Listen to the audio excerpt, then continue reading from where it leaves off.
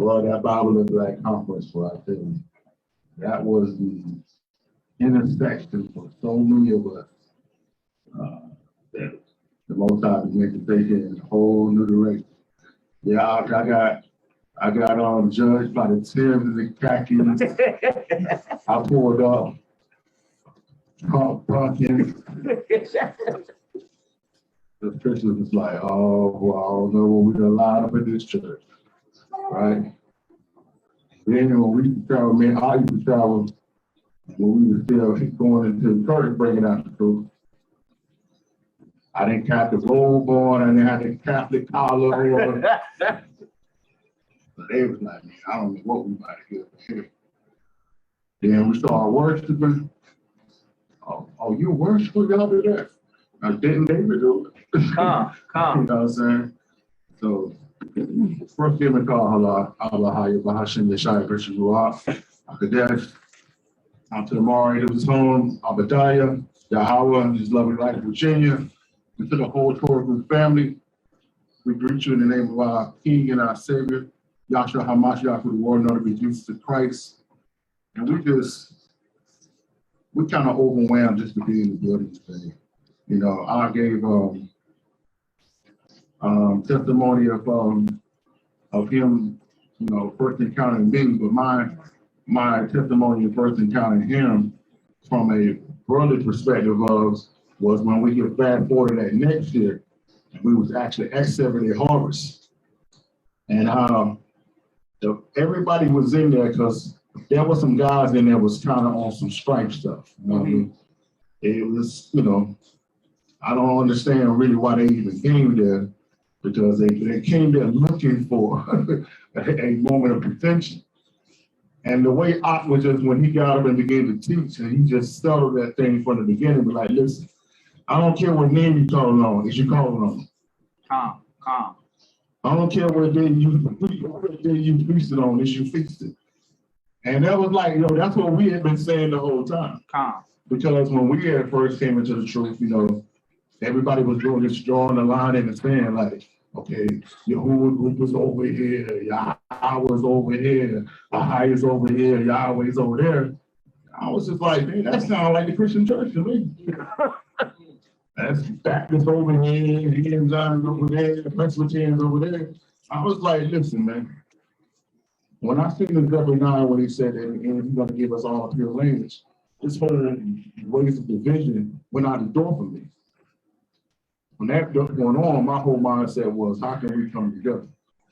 What can we have the common ground to bring this thing together? So all praise to the Most High for what he has done, for what he's doing, and what he will continue to do in the life of all of his sons and daughters that are speaking to him. Hallelujah. Hallelujah. Now,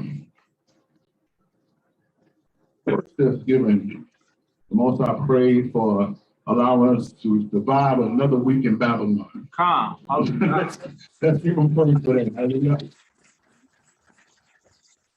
Babylon.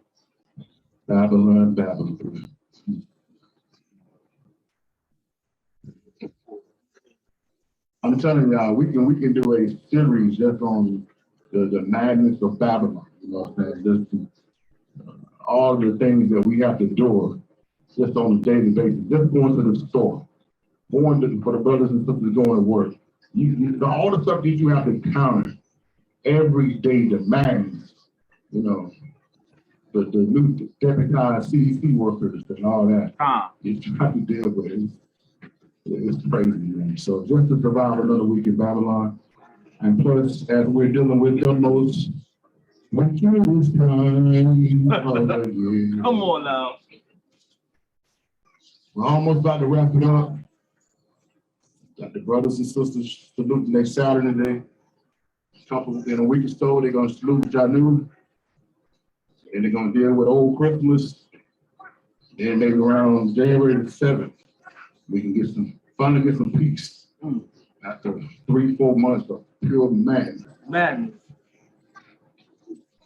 But today, ladies and gentlemen, and shouts out to all those who are with us today, online, all the brethren, all the bench pocketers. Salute to you guys. I hope many of you that come here today looking for a Ash Christian message.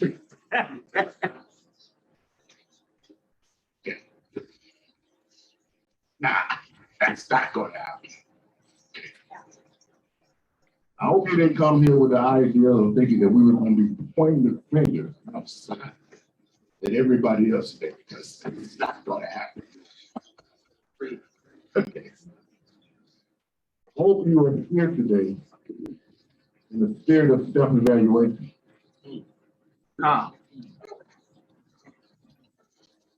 Because that's what we should be doing on a daily basis.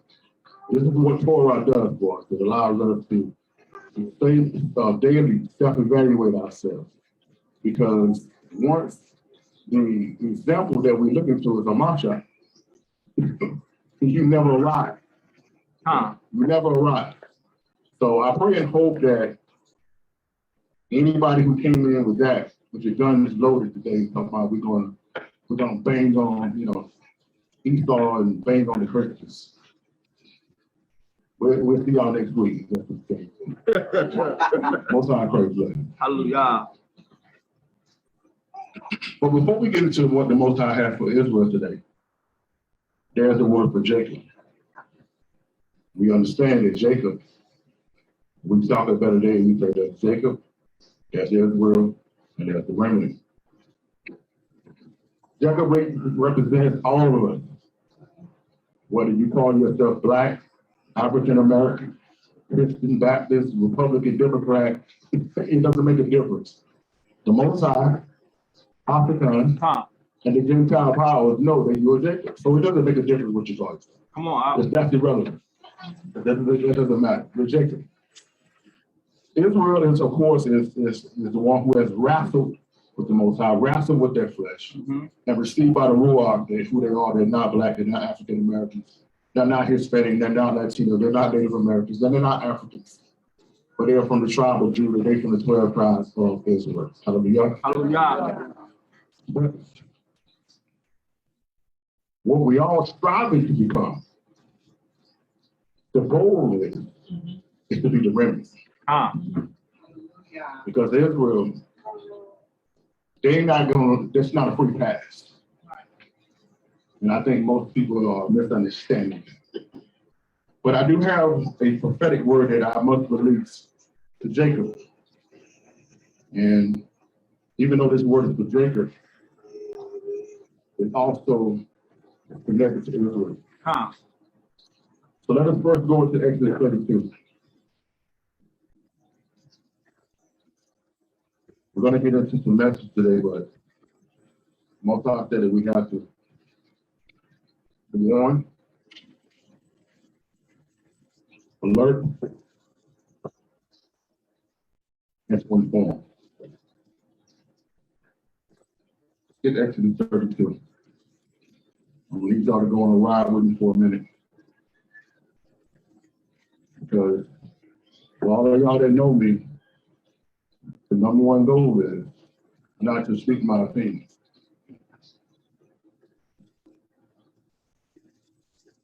I'll say all the way, just give me Bible.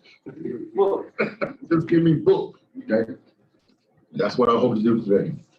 And I can guarantee you, none of the books that we go through will be the book of Levander. If you ever tell me go to First Levander chapter 2, run as fast as you can. I'm deeming out now, I went on.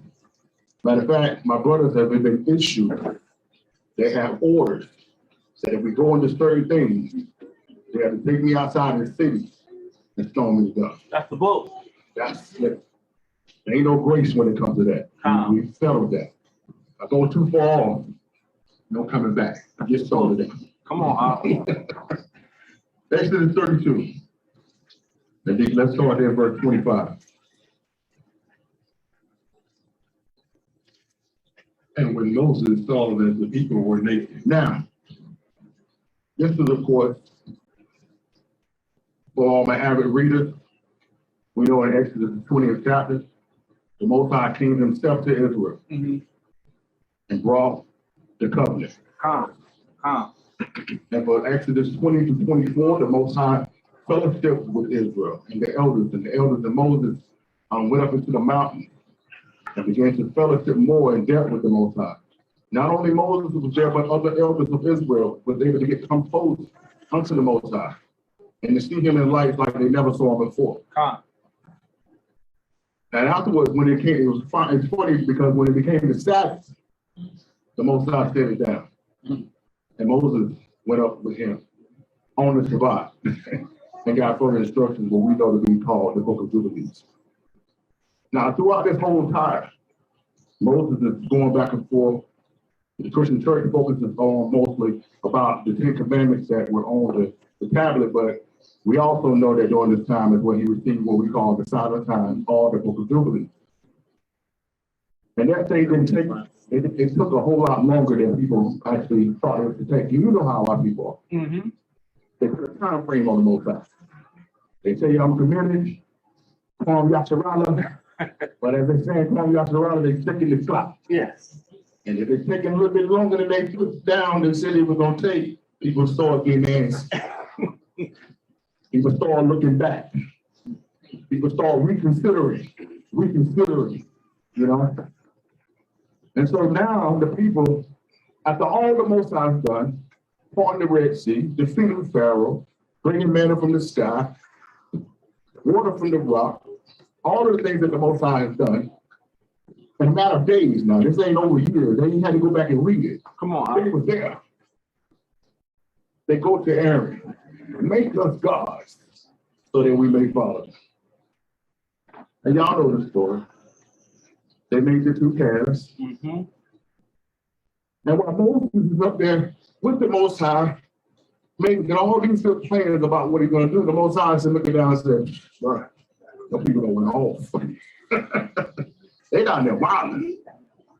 Come on. And let me put this out here too, because, and I need to say this, and I'm not saying this because Abadiah is my brother. I'm saying this just in general. I'm putting this out here.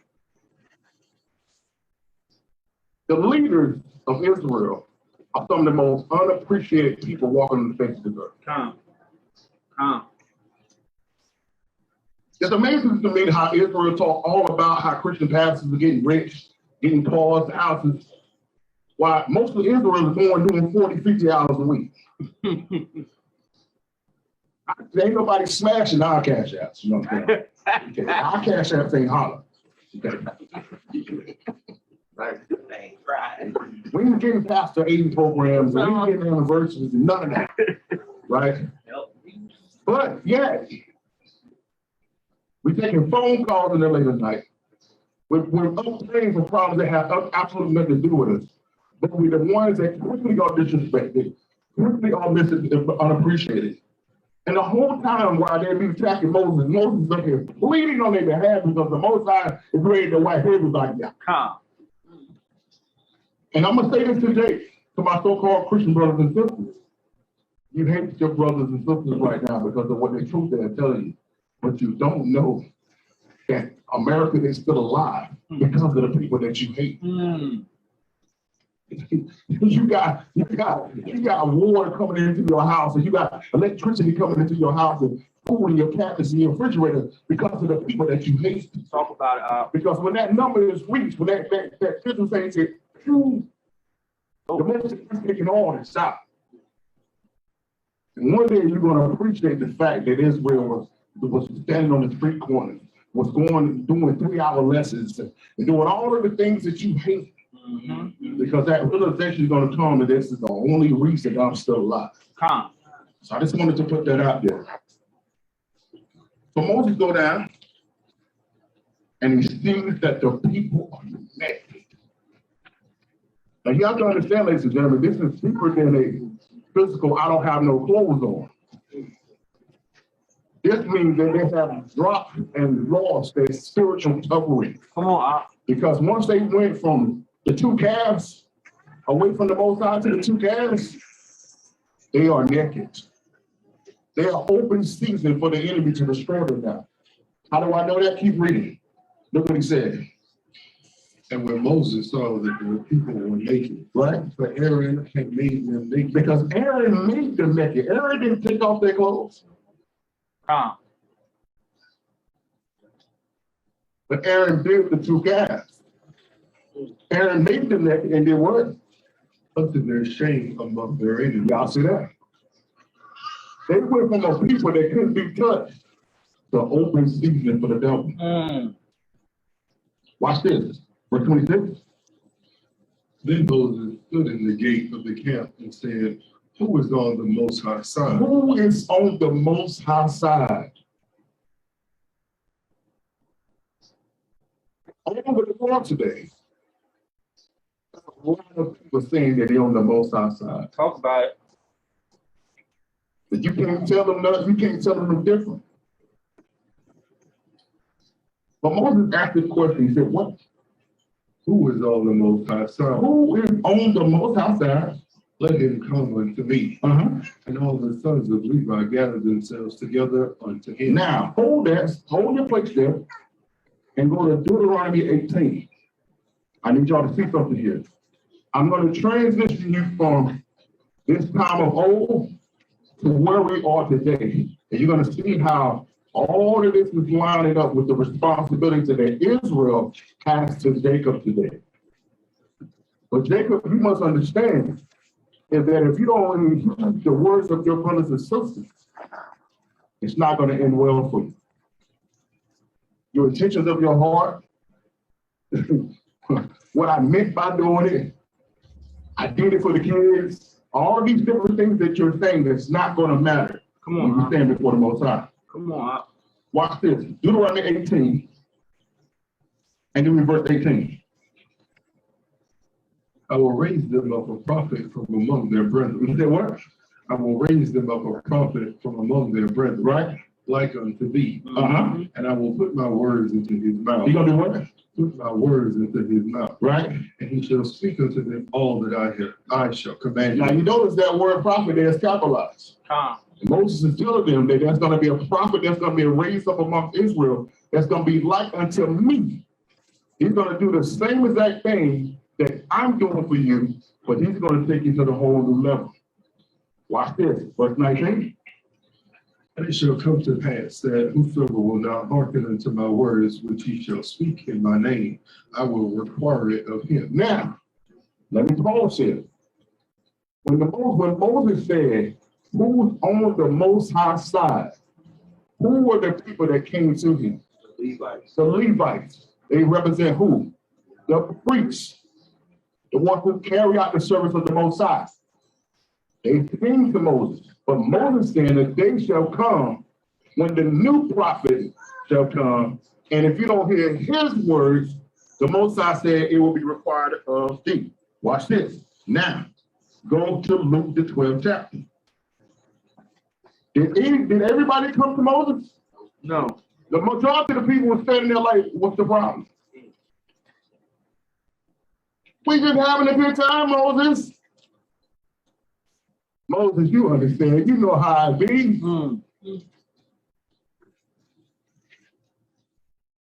Why y'all always judging?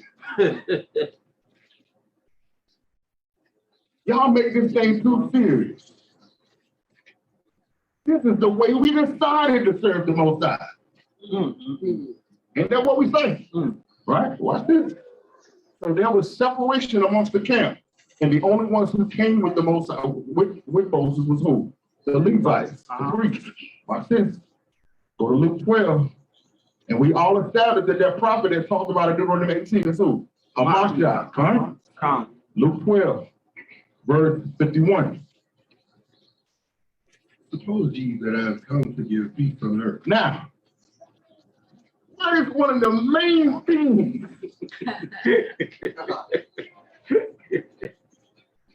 of Saturnella, aka Christmas?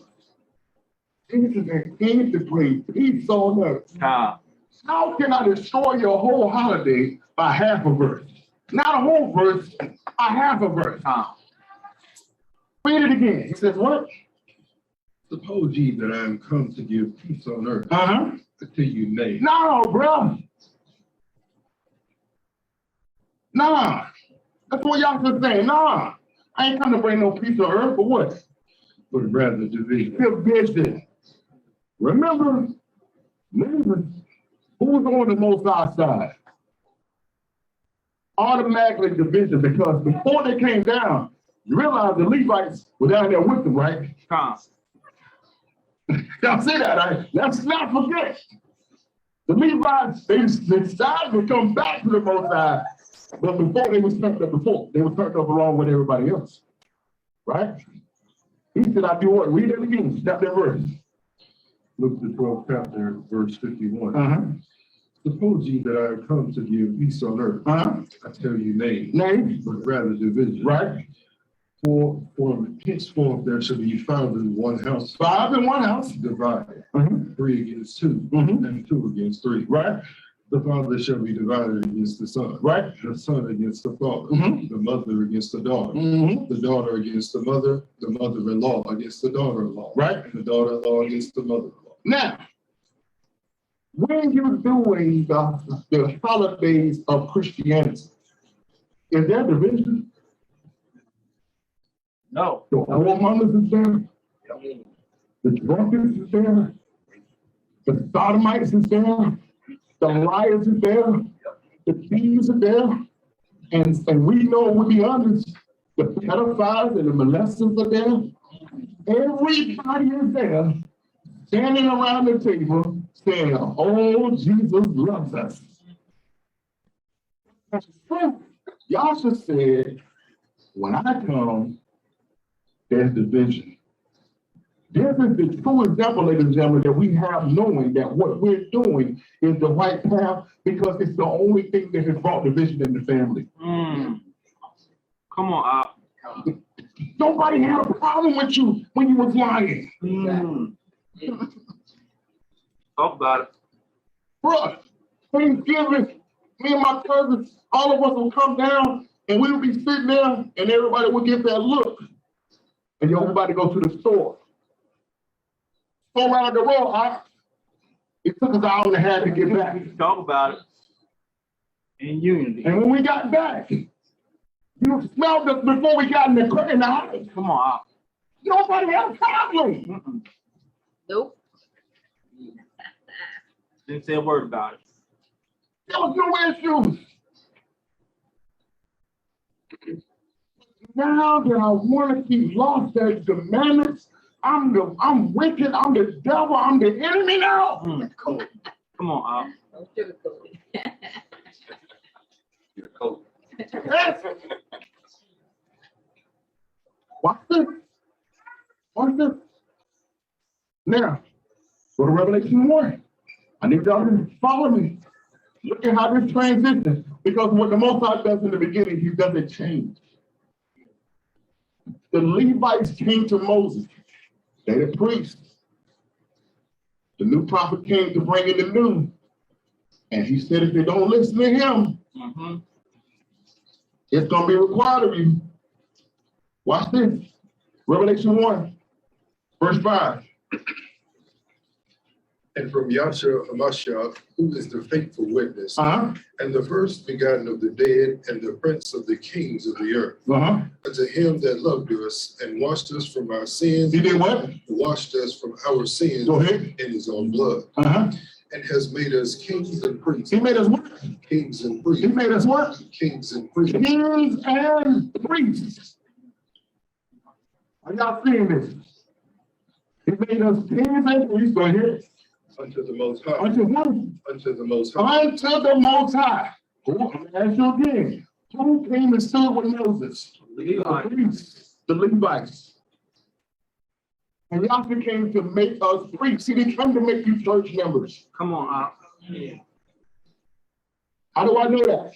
Go to Isaiah 61. Watch this. This is the problem that the Christian church has, because you coming in there and they reading 2 scriptures out and preaching for 45 minutes, hard, sweating and jumping on tables. There's no understanding. Had a good time. Man, he preached today. What'd he say? I don't know. He didn't preach.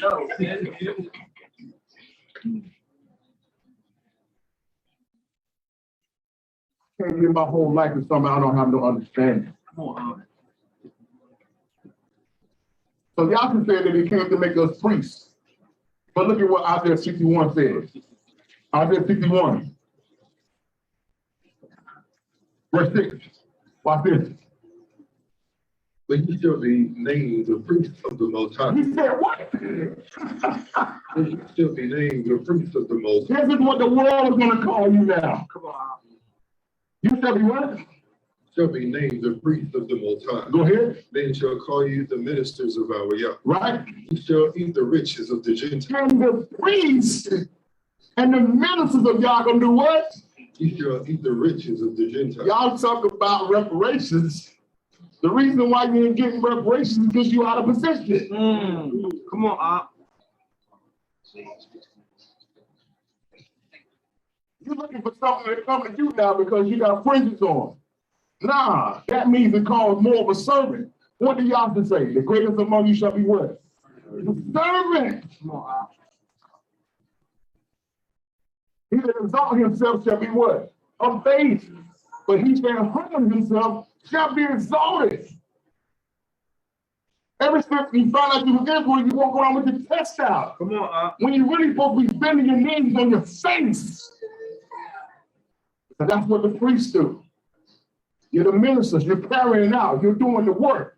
Your whole idea, your whole mindset is saving the souls, building the nation, restoring Israel. Isaiah 49:6, to raise up the tribes of Jacob and to restore the preserve of Israel. Come on out. That's the mission. Not pointing out lies, teaching truth. That's a difference. Watch this. What else would he say, verse 7? Shall eat the riches of the Gentiles, and in their glory shall ye boast yourselves. For your shame you shall have double. For your shame, the priests, not everybody,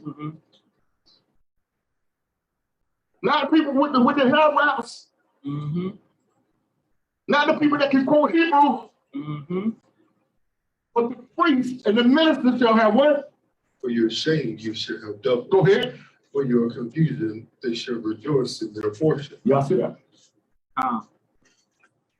So Israel, notice what your responsibility is to Jacob. We're about to see what's going to happen to Jacob and don't listen. But if you're not lined up with the priesthood, you're going to be in the same place.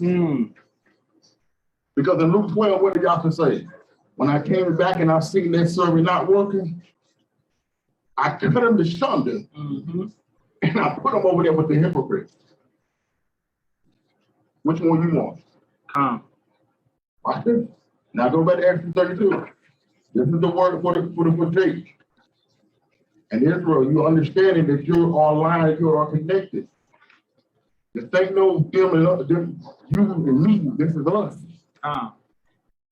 We got to get out of this camp, ministry, assembly, church mentality. We are a nation. Come on. No matter where you are in this world, if you got the blood of Jacob in, you should be seen as your brother and your sister. I don't care what they're doing. And your mindset to always be like, Baba, bringing them closer and closer to the Most High. Not destroying them. Watch this. Back to Isaiah 26, Exodus 32, and we read 25 to 26 again. And when Moses saw that the people were naked, for Aaron had made them naked unto their shame among their enemies. Then Moses stood in the gate of the camp and said, Who is on the Most High side? Who is on the Most High side? Let him come unto me. And all the sons of Levi gathered themselves together unto him. Go ahead. And he said unto them, Thus saith the Most High God of Israel, put every man his sword by his side. He did what?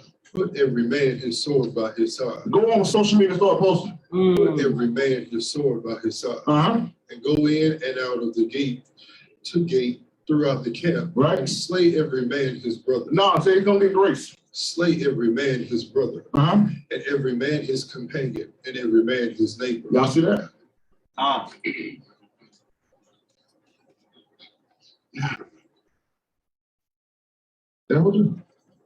Are you telling me to go throughout the streets and start killing the wicked? Yes. How do we do that? Hebrews 4.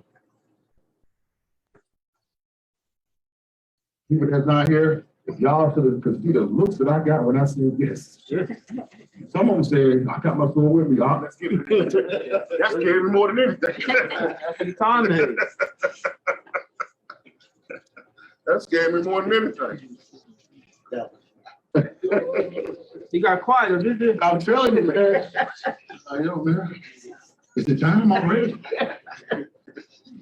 Nah, let me remind you.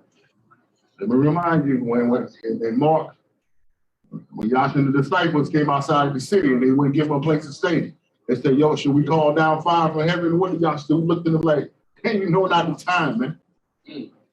We're not killing right now, okay? Put your guns on Satan. Calm. Not to the king said. Okay? If you're in the camp and some of these times it will kill the wicked, you better run as fast as you can. Because you about to get ambushed by the FBI, because that guy's an agent. You better believe it. He's an agent. Open up his chest, you're going to see an American flag up under it. I promise you. If you be in them those lessons like that, you're talking to an FBI, CIA agent. You better believe it. Hebrews 4, verse 12. For the word of the Most High is quick and powerful and sharper than any two-edged sword. Sharper than what? Sharper than any two-edged sword. Piercing even to the dividing asunder of soul and spirit. It was what? Dividing asunder of soul and spirit. Soul and spirit. That word either going to kill or it's going to bring life. You got to go throughout your camp. You got to go throughout your community with that word. That's what Sister she was experiencing. Yesterday, we're a family. Right. Didn't recognize her own family because this word is separating souls and spirit. That's it. Wow. That's it. They say, listen, see, the problem is that the reason why it is confusing, especially for many of us that came out of Christian church, because we were always taught with this, if it's true, that's a crowd.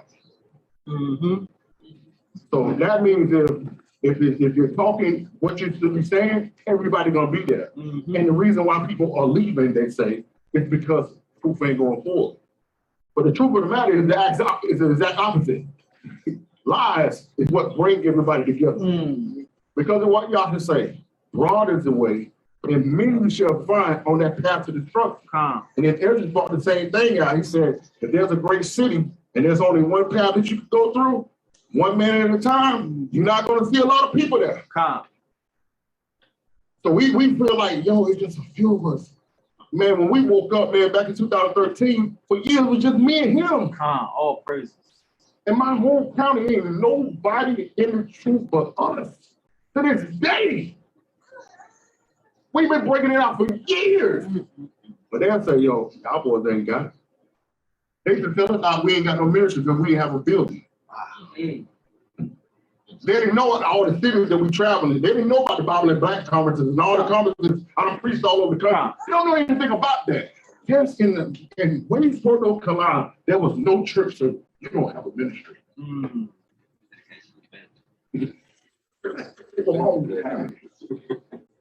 But you ain't doing no work. I asked when last time somebody got saved in the church. No, I didn't have a church, did you? I ain't seen the building yet. I'm still looking in the church for John the Baptist Church. I'm still looking in the church for Yahshua Church. What was it at? What was Peter's church at? What was Paul's church at? The Gentile lies have consumed us to the point that we can't even look at reality and see what it really is. When real work is going forth, you think it means nothing. But you gathered together right now. Listen, let me say this right quick. How is it that they say that this day is for Jesus when they won't even go to church on this day? Good boy. Where are we at on the feast days? In the building. You would smack your brother They just say, yo, man, it's the Passover. I think we should just chill and spend time with our family. Like, man, what? Back. But I can guarantee you, for a lot of people, last Sunday was the last Sunday they're going to church for the year. Because this weekend is about family. No way, no way, boy. Boy, no way, boy. It's what's crazy, man. But watch this. So we know that the sword that we're swinging now is not to destroy, but to bring life. Come on. And it will separate the soul from the spirit. Our job is to bring life, not take it. Come on, Huh? Al. Come. Back to Exodus 32, as we round this part of this up. Because I need our people to understand, we're laughing right now, but I need them to understand the severity of what it is. Come on, Al. I was telling some people yesterday, I said, man, I had better joy this weekend because, you know, over the years, you know, we've been consumed because our entire family is Christian. So that's really not any separation. Like, we are forced to be around it every year. And the walking away of separation of ourselves will bring more beef, more animosity. So we kind of just like being around. And for this year, the Most High worked it out that we can come in fellowship because we had already said in our mind, we were going to be at assembly all day long. But the fact that we came to come here out of the city and be with the brethren, it was nothing more of a blessing.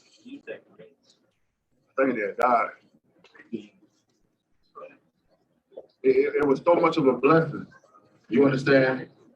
To be able to get away. But I feel like, I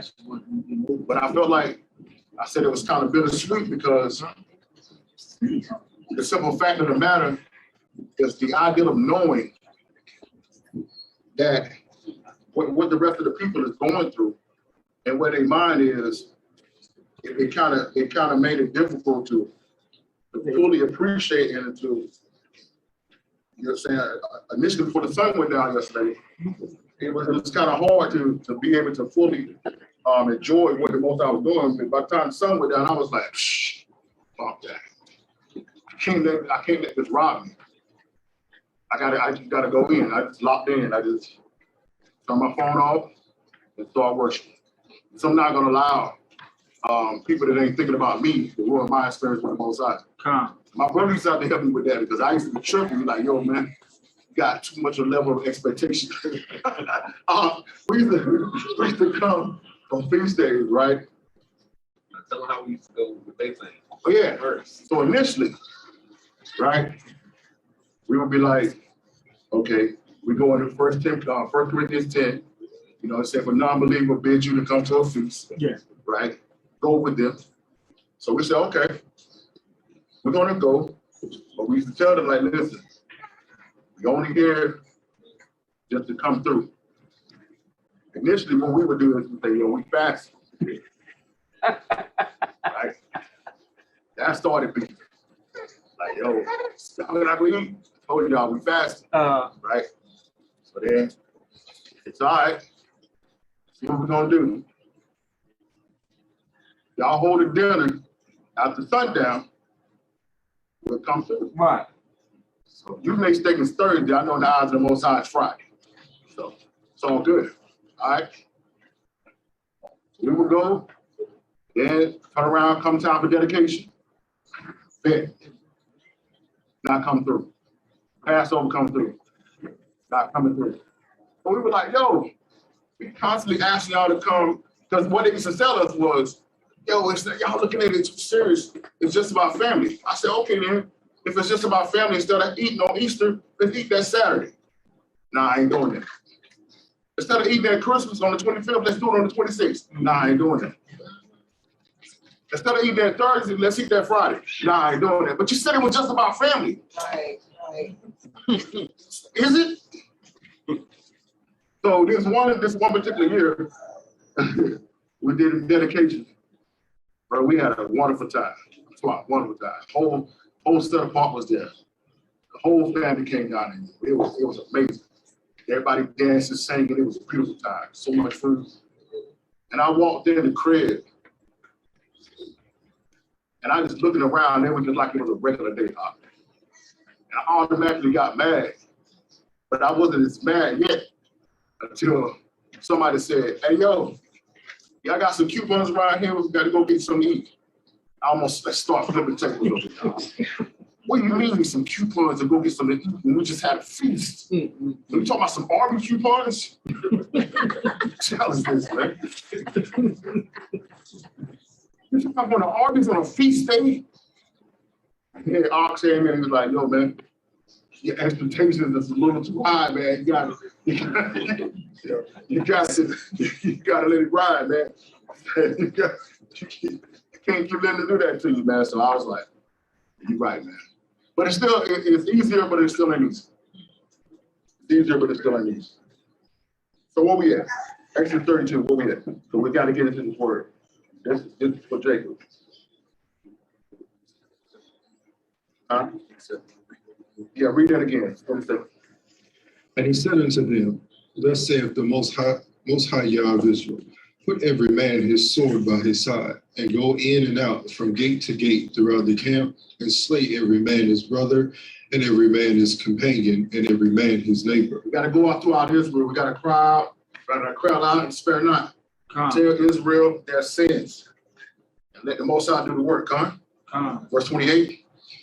And the children of Levi did according to the word of Moses. Right. And there fell of the people that day about 3,000 men. So you got to understand, ladies and gentlemen, a lot of people ain't making it. And I know death hurts, but death is the reality in captivity. Death is the reality when there's disobedience. Death is the reality when you're under the curse. Watch this. Verse 29. For Moses has said, consecrate yourselves today to the Most High, even every man upon his son, upon his brother, that he may bestow upon you a blessing this day. You see that? That sounds crazy, right? When you're bringing forth death amongst your brothers, and the Most High said that's a blessing to you. That's kind of hard. That's kind of hard for people to swallow. It's a hard life. But it's a reality for the prophets. Remember in 1 Samuel 16? When Samuel came through, they was like, yo, why you here, man? Because he didn't come there to preach grace. Okay. They knew the judgment could have been coming, and Samuel came through there with a sword, and everybody wasn't going to make it. Ain't no talking. Judgment time. Watch this. Verse 30. And it came to pass on the morrow that Moses said unto the people, ye have sinned a great sin. And now I will go up unto the Most High. Peradventure, I shall make an atonement for your sin. Ladies and gentlemen, right here again, once again, the leaders, people that's unappreciated, undervalued, disrespected, standing before the Most High on the behalf of the people that don't care about it.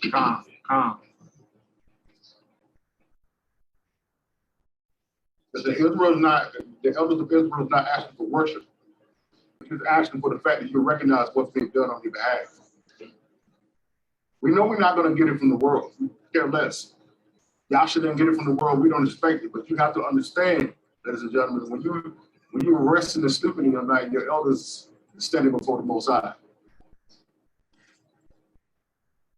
Some of the insight, some of the revelation you get is because of prayers that the elders is doing for you. You should never disrespect your teachers. You should never, I don't care if you fall out. If you get to a point where you see your teachers you don't believe what they're doing anymore, they may go off. You should never dishonor your teachers. You should never get to a point where you sit on a live calling out men or even women that are some poured into you. That's played a part in you coming out of the darkness. This whole strife and sowing discord among the brothers is celebrated amongst Israel for some reason or another. 1 week you see out together with a brother in a picture like this, and 2 weeks later, you're on a video coming out of the same brother. Me, I'm talking about it all the time. Like, what is going on, man? We don't have time. We're not getting it there. I'm not getting on you debate panels. I'm not doing it, man. We don't have time for that. I mean, like 2 weeks ago, he's sitting on there like, yeah, that's my brother, you know what I'm saying? All praise. 3 weeks later, the same guy's coming at a guy, licking subliminal disses on Facebook. What happened to the men? Smile in your face. What happened, man? Because when we was in the hood, that's what got me really perplexed. Because when we was in the hood, if I came to you about art, you automatically like, yo, you talk to him. Right. You wouldn't even entertain it. Right. Now you sitting there, tell me more. No code. My whole thing is I always say to people, why they feel so comfortable that they can come and talk to you. If you got all the information, Yeah. it tells me a lot. They feel so comfortable that they can relate everything to you. It tells me everything I need to know. Come on, Watch this. Verse, now let's go for a second time. This is what I need people to see right here. Go down to verse 34. Therefore, now go, lead the people unto the place of which I have spoken unto thee. Behold, my angels shall go before thee. Now notice that the word angel there, the A is capitalized. Let's talk about Hamashiach. Remember, in Deuteronomy 32, that rock that went before him. Take that in 1 Corinthians 10, that rock was who? That rock was Hamashiach. Mashiach. So I'm going to send my angel before you. Go ahead. Nevertheless, in the day when I will visit their sin upon them. I'm not letting it ride. And this is what I want to say to Jacob. Your brothers and sisters are bringing the truth to you. And you're putting it off as if tomorrow's always going to do that. Mm-hmm. What you don't realize is that you're sowing more and more seeds of destruction every day you go without repenting. Come on, Al. This is what you need to understand. And so by the time you feel as if I'm ready to change, you could have already destroyed your descendants. Because the Bible says in Ecclesiastes 8, because a sentence is not issued immediately, it is, as a matter of fact, let's get that read on that real quick. Let's get that Ecclesiastes 8. That's too much about Al. Nah, Ecclesiastes. SELAH, Ecclesiastes. 8th chapter. Yeah, I know what you probably talking about Torah 5, right? Carry not to sin, to repent. Yeah, but I wanted to see this right here. SELAH, Ecclesiastes 8, verse 11. This is the problem right here. It's because the Most High ain't going to bring down fire and brimstone on these people that got the Nimrod tree up in the house today. He's not. But he also is making a note of the fact that your brother told you last year that you need to let that go. And you went right back a year later and you're still doing the same thing. So just because the fire and brimstone ain't coming, that doesn't mean you got away with it.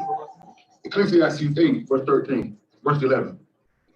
Because sentence against an evil work is not executed speedily.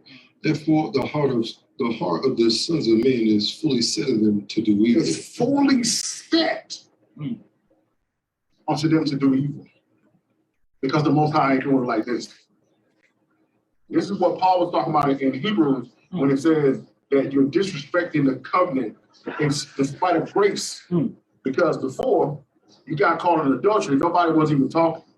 2 or 3 witnesses, it's all to death. It's over. Now you got an opportunity to repent, and you're like, you know what I'm saying? Yeah. I'm gonna get around to it. Yeah. No sense of urgency. You're destroying, you don't even understand what you're doing to your line. You don't even understand what you're doing to your family. You don't understand what you're doing to yourself. Watch this. Finish that up in next 32 because we got to get into this message. Verse 35, And the Most High plagued the people. He did what? And the Most High plagued the people. Now he gave him grace. The Most High plagued the people because they made the calf. Because they made the calf, which they remained. Y'all see that? So everybody talking about, man, we sick. Omicron, Delta, Alpha, Omega, Buddha, Judah, Puma.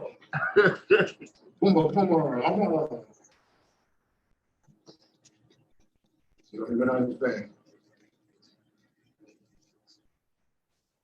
I just wanted to put that out there. Jacob, as well as for Israel. It's time to come home to the Most High. Calm. Now, let's get into it. Let's get into the meat, chiefs. Today's message is entitled, ladies and gentlemen, don't mistake the battle for the war. Calm.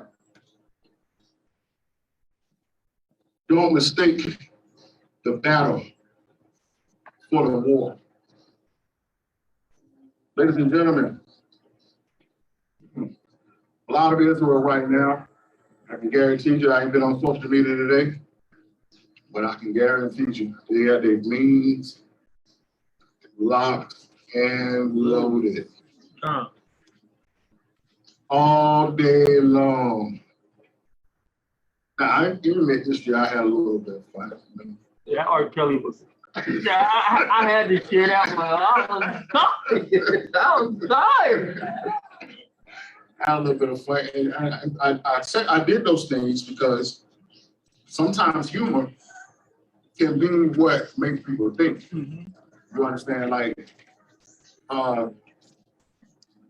we had always said a better day that we don't really deal with these holidays in the coming weeks of it because it's kind of like, they're not going to listen. But we've been having a rush of people asking questions on the Q&As about these particular things, which showing me that the Most High is dealing with people. 2020 shook some people up. And I tell people all the time is that we are focusing as Israel on the people who are arguing and debating, the ones who questioning and being defiant. We're not thinking about that lady, that dude that ain't really saying nothing. They just watching. Right. They just listening. So sometimes we have to be mindful of the fact that are you caught up over here arguing with this brother? If you got out the spirit, now what you're saying has been destroyed. And you're like, man, you ain't no different than the rest of them. Come on, Al. So right now is some of Israel right now that felt like they arrived. They don't celebrate Christmas. Clap it up for yourself. Come on, Al. You're still lying though. Still got a lust problem though. But long ago, we don't celebrate Thanksgiving. Hallelujah. You think you made it. Now you're mistaking the battle for the war. Come on, Al. You won one battle. You understand the war is still going. It's not going to be over until you leave here until Yasha crack that sky. Come on, Al. You ain't at war. Let me remind you, Israel, that Moses done a great work. There was no one that done a bunch of great work as Moses. But because at the very end, disobedience kept him from going into the promised land. And if Moses can be shut out, who do you think you are? Come on, Al. Yeah. This is what Yasha said, those who endure to the end. So today's lesson is entitled once again, don't mistake the battle for the war. Let's talk about that war. Let's go to Revelation 12. I need you to hold that and get Luke 14. Don't mistake the battle for the war. We're thankful, man. We thank the Most High. You know, I tell Better Day all the time is that that's part of my prayer every Shabbat. Is just thankful to the Most High that on this Friday night, I'm aware that it's Shabbat. That's a blessing in itself. Because I know what I used to be doing on Friday nights. So.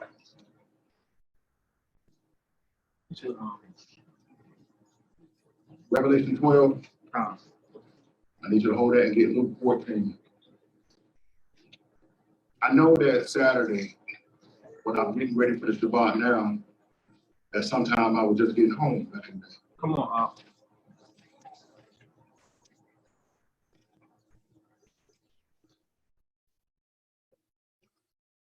When I was trapped in the religion of Christianity, saluting the imposters.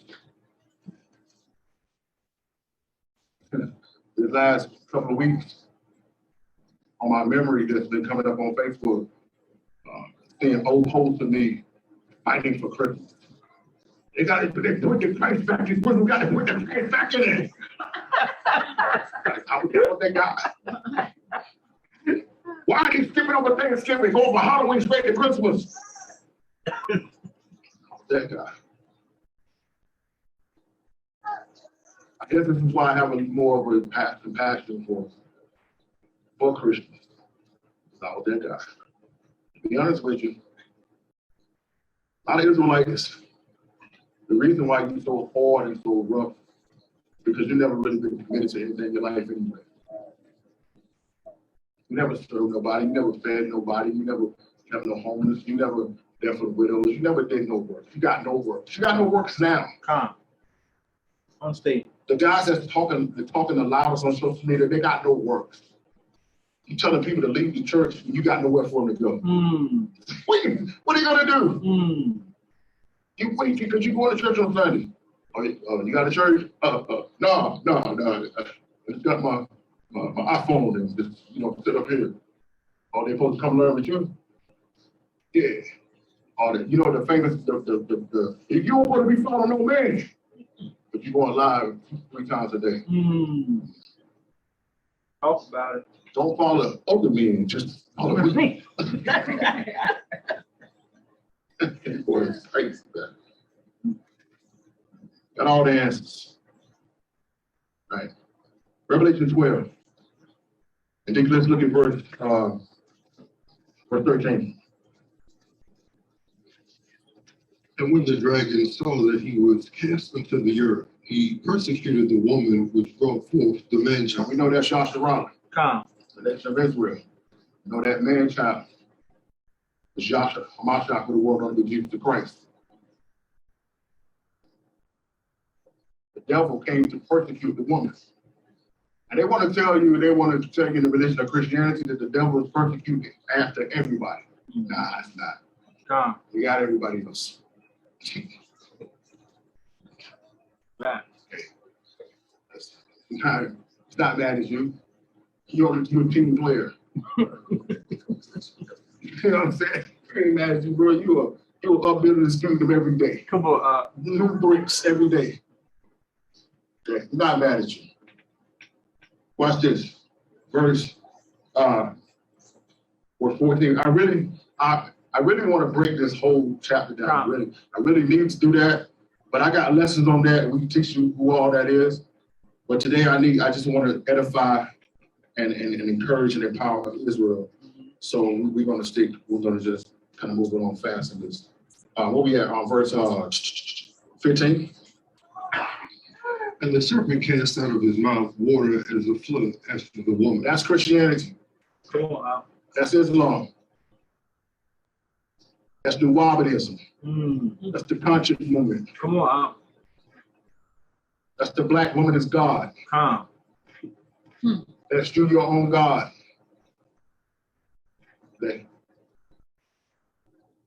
Egyptology. Kemet.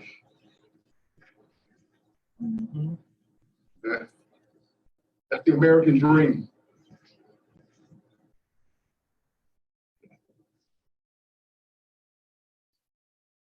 Flood.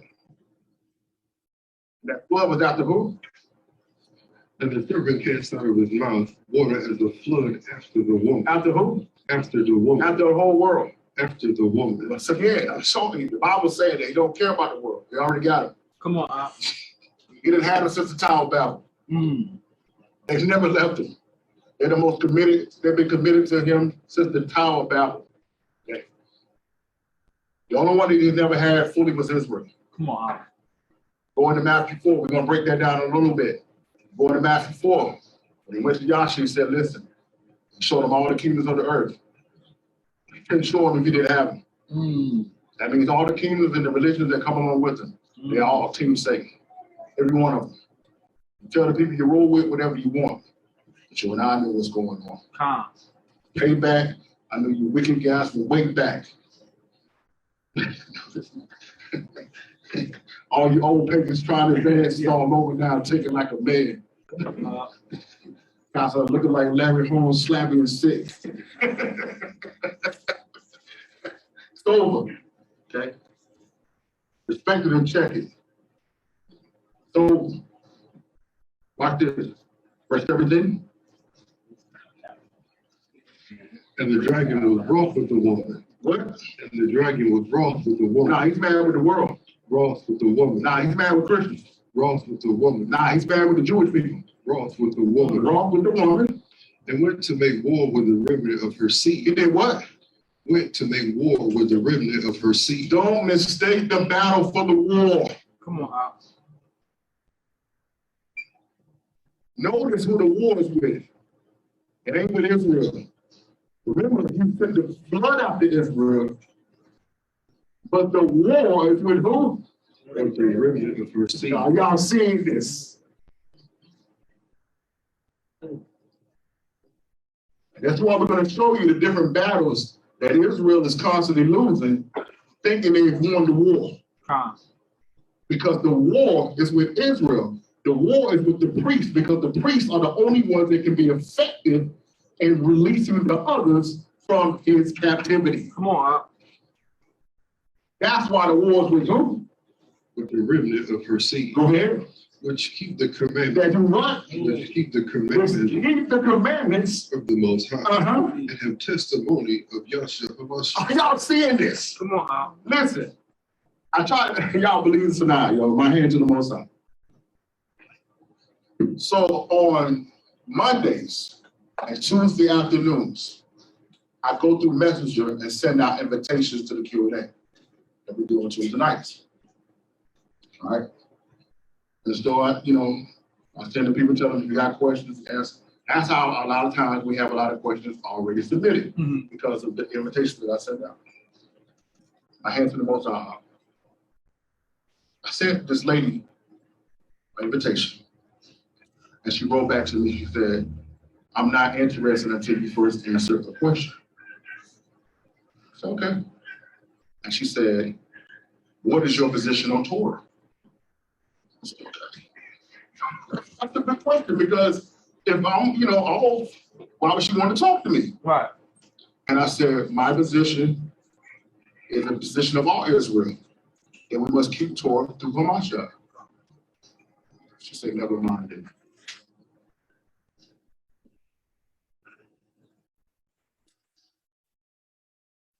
So I go to her page, and I see on her page that she's posting about saying that we don't have to keep the law.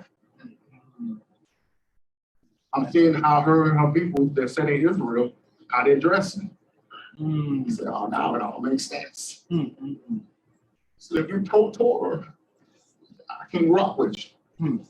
I know you Israel, but you against the law. Come on. Madness. The covenant. It's madness.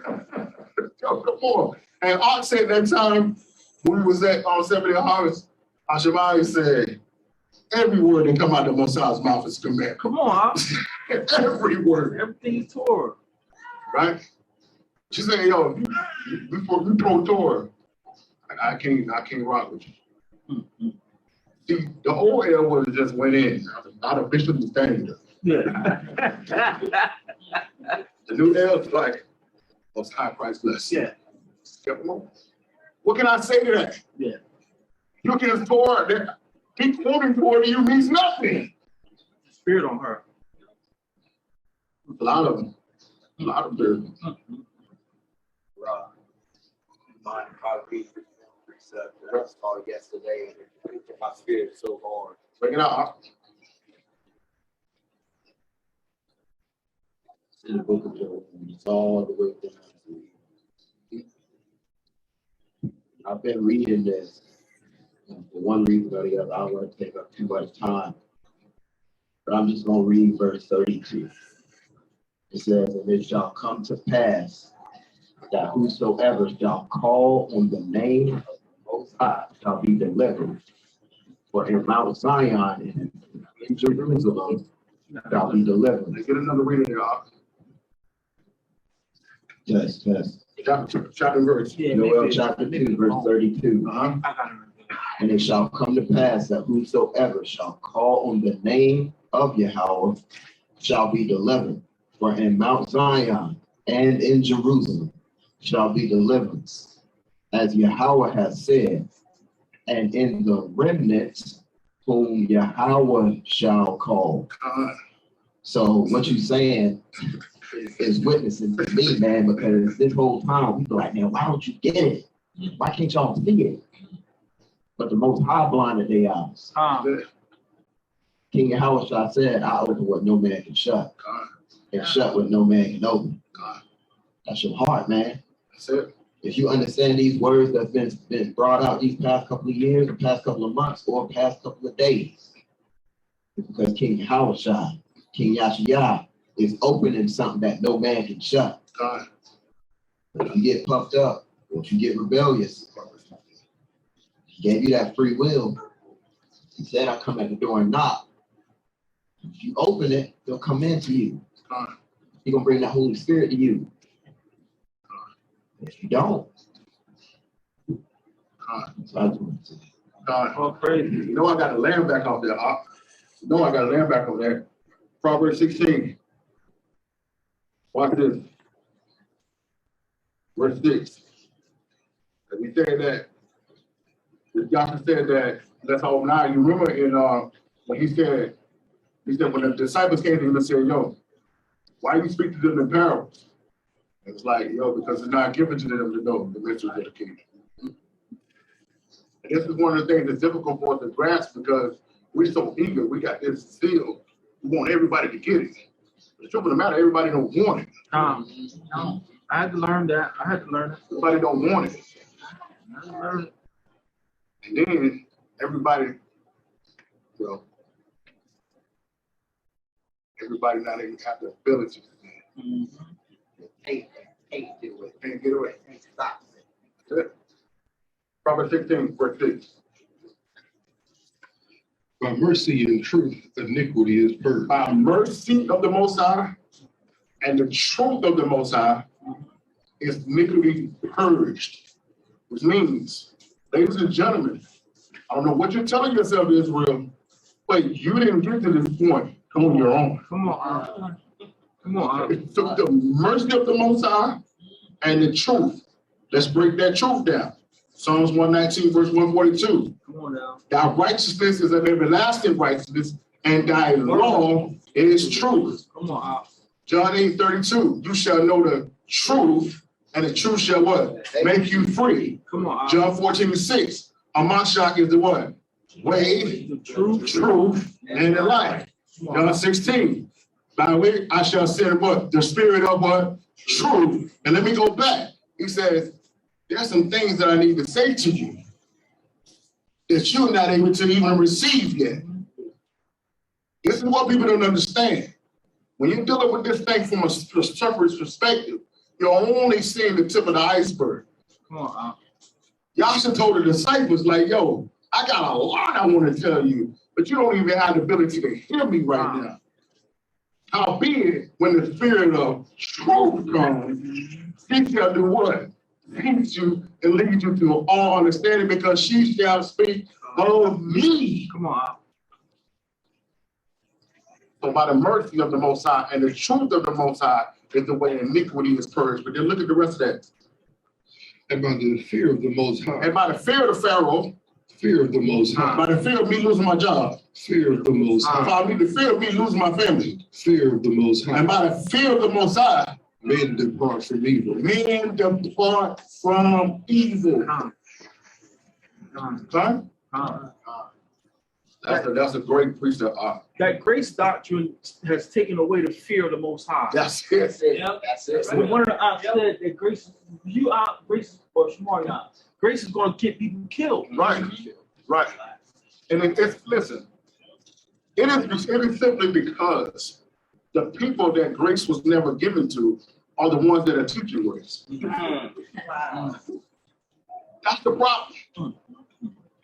Romans 5:13 says, sin was in the world, but until the law came, punishment was not imputed, meaning that everybody was doing wrong, but you didn't even realize you were doing wrong until the law. What did Paul say in Romans 7? He said, I knew not that I covered until you said, thou should not cover. Come on. But Psalms 147 and verse 19 says, my law, statutes, and commandments I gave unto Jacob, Come on. and my judgment unto Israel. No other nation have I known. Come on. But we are in Rome to teach me about grace. Madness. Madness. Married and favored. Right? That's the problem. That's allowing me to tell well, everybody got Duke Power. Everybody know about Duke Power. But down there where we from, we got Duke Power and we got PD Electric, right? So if I got my light bill, my electricity bill with Duke Power, that's just like me going to PD Electric and saying, yo, man, tell me about grace, how I can figure this out so I don't get my lights cut off. Yeah, sir, let me show you the paperwork. And I fill it all out, and then 10 days later, my lights off. What happened? You don't know about it. You say, bro, I don't got nothing to do with that, bro. You needed grace. You went to the wrong guy. You're going to the Romans, you're going to the Baptists, you're going to the Presbyterian and Methodist seeking grace. You better be going to Yahshua. Come on. White Jesus ain't got nothing to do with grace. Come on. That's the devil that the Bible speaks of. Come on. I'm telling you. Watch this. Now, let's get back. Let's go to Luke 14. I love when the brothers in the building, man. Beautiful. Let's get it. Don't mistake the battle for the war.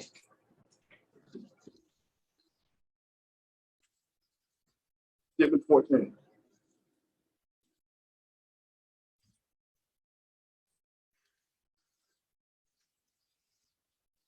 Luke 14, verse 26. If any man come to me and hate not his father and mother and wife and children and brethren and sisters, yea, and his own life also, he cannot be my disciple. That's hard for people to accept, man. That's hard, man. That mentality right there is complete opposite of, especially us, the so-called Black, so-called African Americans, because we are extremely family-oriented people. I mean, that's all we know, because that's all we had. We didn't have a lot, but we had each other. Now, I love the way, you know, and I don't know how many of you grew up, but they were talking about the fact that people didn't even really know what poverty was. It's because everybody was the same. So you didn't even really know you was poor, because your man was poor. Your next door neighbor was poor. So if you didn't have no sugar, you could go to your next door neighbor and get sugar, and then if she needed some ground beef to make that spaghetti for the kids, she could come to you for it. And it was all good. It wasn't until a couple of people started getting a little bit, then we started looking at each other different. You know what I'm saying?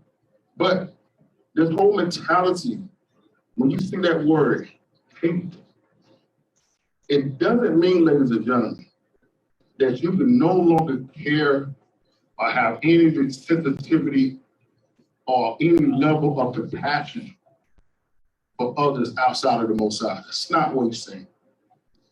What he's saying is that when it comes to me, everything is a distant second and on down. And I know how difficult that is, because I know in the first, I'm talking about just accepting the call to preach. I used to get ridiculed because The simple fact of the matter is that I couldn't go to where I used to go and do what I used to do. And people would be upset like, yo, man, why you ain't going here? Why you ain't doing this? Why you ain't doing that? I'm like, yo, man, it's crazy that the level of standard you're held to by people who don't want to keep the same standard. Yeah. Right? So I remember when initially my people would clown me because I would stop clubbing and stop smoking and doing all these things. But then let a weekend come and I was like, bumping, man, I'm gonna go ahead and go all out with my cousins. Then I had to hear about that for the next 5 years. Like you judging me because I won't do it. And then now you're killing my witness because I did it that one time when you begged me to do it. Like, you couldn't win for losing. So I had to come to the point where, listen, they ain't got no heaven to put me in. They ain't got no hell to keep me out of. I'm out. And it became even more of a commitment when it came to this truth because I understood that I can't rely on no other person but Hamashiach to make sure that I accomplish everything that the Most High is set for my hand to do. So read that again for me. He said what? If any man come to me and hate not his father and mother and wife and children and brethren and sisters, yea, and his own life also, he cannot be my disciple. You can't be politically correct. If you still got the same friends from the time you came into the truth, something wrong. I'm wrong. You better ask yourself, how? How is that so? Now, if they're coming with you, that's one thing. But if they still doing the same thing, going to the same places, involved in the same activities, y'all still cool. How much of the commitment did you have? Watch this. Verse 26. Like verse 27. And whosoever doth not bear his cross and come after me cannot be my disciple. Well, so you tell me I gotta do works too? Newsflash. Social media posts is not works. Wanted to put that out. Sharing means and gifts. It's not the works. All right. Fake Christian pastors. It's not the works. Come on. Pointing your finger at others for doing things that you did 6 months ago. It's not the works. Mm-hmm. We had an audio that was coming to our assembly. And all he was talking about was family and what they were doing. And it didn't take me but a couple of strolls down the middle. I didn't even have to scroll long down here. I saw the same pictures, the same smiles, the same ugly sweaters and all of that. How long you talking like you've been in this truth for years? How long you been in? Well, yeah, I seen your video that you dropped like 3 months ago, and I've been going hard ever since. 3 minutes?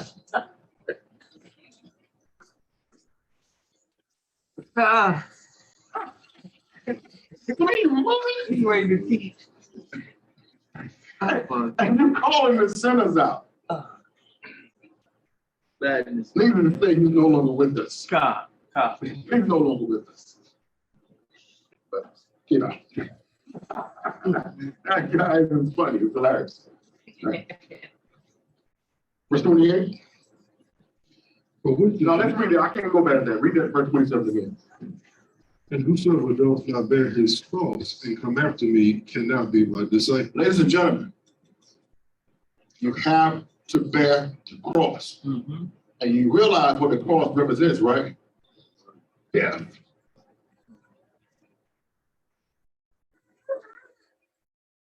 That's the army that must die. There must be sacrifice, not for you, but for the people. And you have to understand, ladies and gentlemen, that the real works of the Most High, the real works of Hamashiach, doesn't come with a benefit package for you. Come on, Not a full 1P plan. There's so much in it.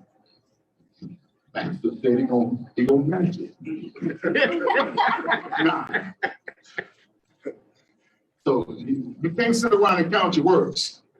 You know, I was at the store the other day, and that brother didn't have it. You know, it was 50 cents off, and you remember, Yasha? I gave him the 50 cents. Clap it up for yourself. Yeah. Giving up something fully, everything, for the people, for the building of the nation. And it's not going to be anything that comes directly back to you. Of course, you may be indirectly blessed. But if you're still working right now, you're doing things thinking that it's going to be about you, you're sadly mistaken. You're going to be steady in the fence all the time. We're going to talk about that in a minute. Go ahead, verse 28. But which of you, intending to build a tower, sitteth not down first and count up the cost, whether he have sufficient to finish it? That's what most people. Now, understand, ladies and gentlemen, what this tower represents here. What was it talking about in Ezekiel 33? Think about it. What was in Ezekiel 33? Watchmen. Oh, watchman on the wall? The watchman always was in the tower, looking, ready to warn Israel from the Most High.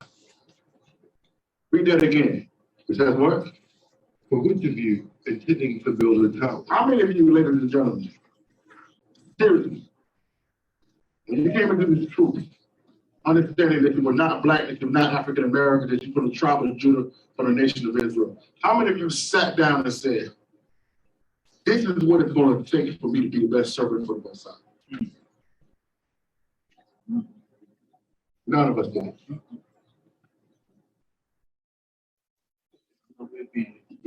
You understand? Exactly. Because if we had any idea what it was going to cost, I'm out. I'm just being honest. Yeah, I'm being honest with you. I'm out. If all that we had to give up, all we done went through, if it was brought to the table, like, yo, like, think about it. Y'all should knew from coming down here what he had to do. Calm. If we had any inclination of what it was costing, I don't know. I think I'm off a little bit. We start calling grace. White Jesus would back in. White Jesus ain't gonna ask that for much of it. So I must be off. To be off. It wasn't that bad in church. It ain't so bad here. You know? Just being real, just be honest. Done. Yeah, how would I even ask for the cup to be removed? Calm. Right. Calm. Hey, you're right. Calm. So, I mean, Hey, that's real. So he said, if you're not sitting down and count the cost, who's going to have sufficient to visit? Go ahead. But haply after he has laid the foundation, So you laid the foundation. and is not able to finish, Uh-huh. all that behold it begin to mock And him. this is what's going on right now. I just saw a video the other day. Dude talking about he was a Hebrew Israelite for 9 years and he's not anymore. I just watched it. I was like, Whoa, the liar. you would never hear somebody say, I was black for 9 years and I ain't black anymore. Because when you make that statement and say I was a Hebrew Israelite for 9 years, that means you never fully accepted the fact that this is not a religion. This is your identity. You never accepted it. Yeah, with that so-called I used to be there for 9 years, and I'm not no more. With a skull on his shirt.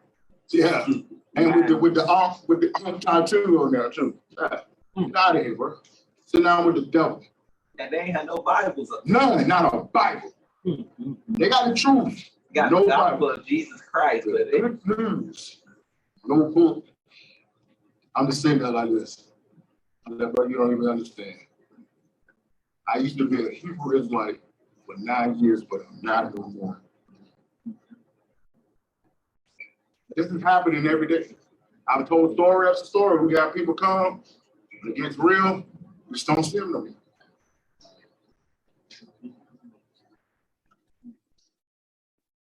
Watch this. Verse 30. Saying, this man began to build and was not able to finish. Was not able to finish. Come on. Don't mistake the battle for the war. Come. Let's go to 1 Peter 4.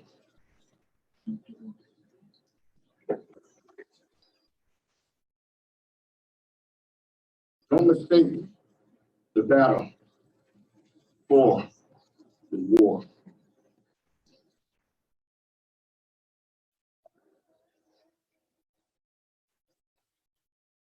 Happy that we are all here today on Shabbat. Many of you that are watching with social media and the internet with the Most High today. Don't get your chest pumped up like you arrived. Come on. Because once you get comfortable,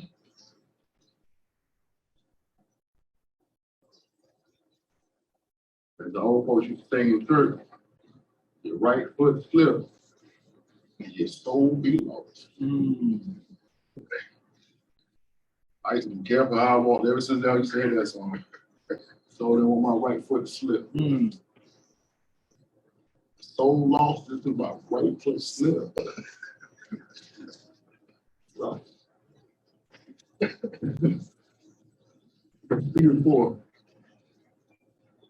Let's look at verse 12. Watch this. Beloved, think it not strange concerning the fiery trial which is to try you, as though some strange thing happened unto you. That's what they tell us. Boy, if you ain't, the money ain't flowing, you ain't blessed. Come on. Come on.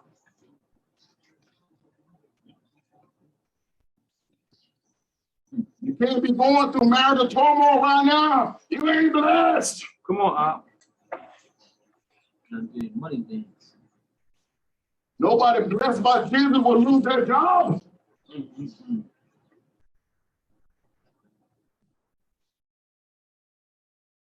Your life falling apart. You need to repent. No, your life is falling apart because you have repented. Come on. That's why everything is falling, because the devil is taking back the stuff again. Come on. You're no longer part of the team no more. They don't allow you when you get traded. They don't allow you to rock the jersey no more. Come on. You got to turn the jersey in. You got to turn in everything. Okay. And some of them, depending on what they gotta die. You better believe it. You better believe it. Or somebody in your family. Still work. That's their way. Every time I hear that new show, new movie, new album, 6 weeks later, tragic death. Right. Strange covenants. I won't say his name. You know, it's about a year or so ago, one guy saying that we Israel. And all of a sudden I see him apologizing to the apostles, like, please, Master, forgive me. And his child died. New show, next thing you know, tragic death. Not a game. Moloch. Not a game. And when you go to our brothers and sisters and tell them that, they're like, what are you talking crazy? Yeah. Listen, It's just a coincidence. you guys may right now be drinking your eggnog and sipping on your brown and full. But I'm telling you right now, somebody has been dying a horrible death all throughout the earth realm. Come on. Ever since midnight.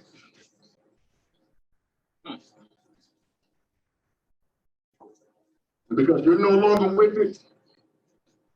Because you didn't make a decision to say, I'm going with the Most High. Read it again. Beloved, think it not strange concerning the fiery trial which is to try you, as though some strange thing happened unto you. But rejoice, inasmuch as ye are partakers of Hamashiach's suffering, right? that when his glory shall be revealed, you may be glad also with exceeding joy. It's going to get real sweet in the end. I promise you that. Eyes have not seen, ears have not heard, neither has it entered into the hearts of man when it's laid for them that love. Come on, Listen, you're going to be so happy. come on. You're going to be so happy that you did at the Moses and turned down the blessings for temporary sin. Took on the reproaches of Ramajah. I promise you that. I promise you that. You got to hold on and hold out. Watch this. We'll take a time, go down to verse 17. For the time has come that judgment must begin at the house of the Most High. Listen, ladies and gentlemen, he ain't talking about no Baptist church buildings. Mm. The house of Yah is the children of Israel. Come on, You want to know why it's death in every major city? Because judgment is starting with the house of Yah. They're talking about it white supremacy. No, it's sin supremacy. That's what it is. Judgment start where? Judgment must begin at the house of Yah. Mm-hmm. And if it first begin at us, And when it first begin at us, what shall the end be of them that obey not the gospel of the Most High? so ladies and gentlemen, if the remnant has to go through Jacob's trouble, what do you think is going to happen to Jacob? come on.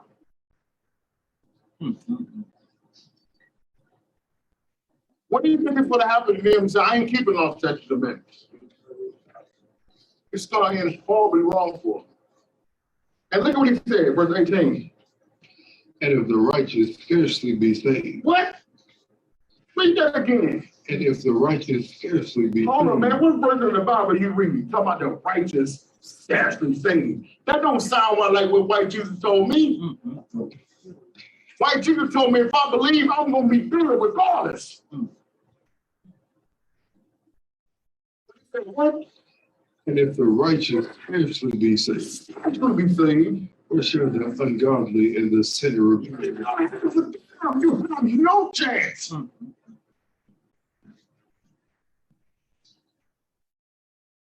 We got a fucking chance. They don't have none.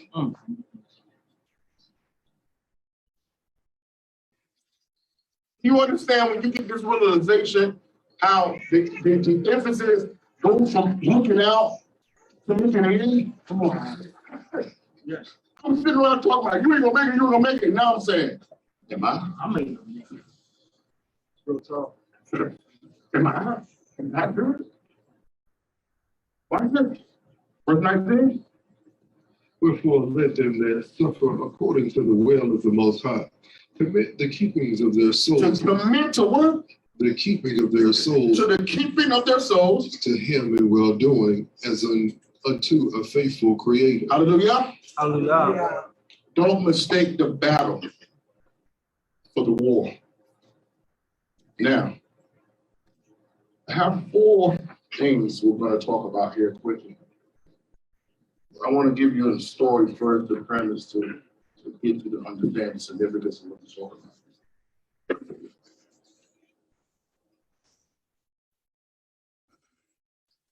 How many of y'all are heard of the historic Battle of D-Day?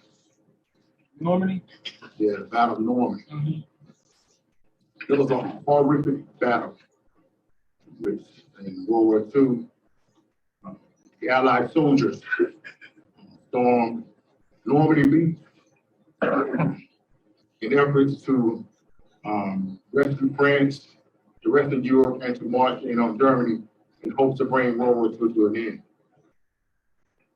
Now, the amazing thing is that through efforts of trickery by the generals, they was able to elude the bulk of the Germans' forces by tricking them, thinking that they were going to come in one area when they actually came in another. But ladies and gentlemen, That battle was so horrific to the point where some of the men didn't even make it out of the water. As the boats was coming up on the land, they were getting gunned down before they could even get off the boat.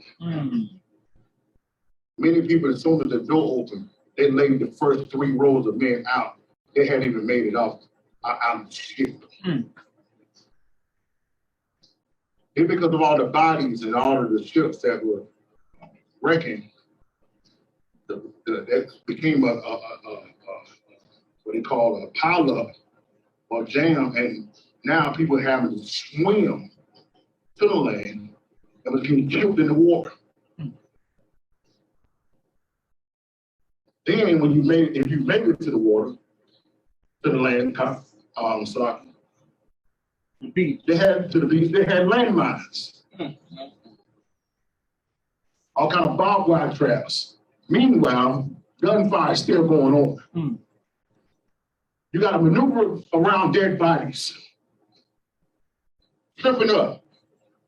You see your man's head blowing off, legs blowed off, and you got to keep going. And even if you made it to the edge of the forces, then you had the crime of a sand dune, right? There was so much death that was happening real fast. Imagine going into a battle, heated up, ready to fight, and in the first 3 seconds, you're dead. Injured. Mangled. You think your whole time, you're the only one that survives. This has been the life of Israel in captivity. Come on, Al. We've basically been living this day ever since 70 AD. And it turned up for us as we went into what they call the Atlantic transatlantic slave trade. But you know what's so bad about it all? Is that if you survived all of that, you know what you had to do when you first got there?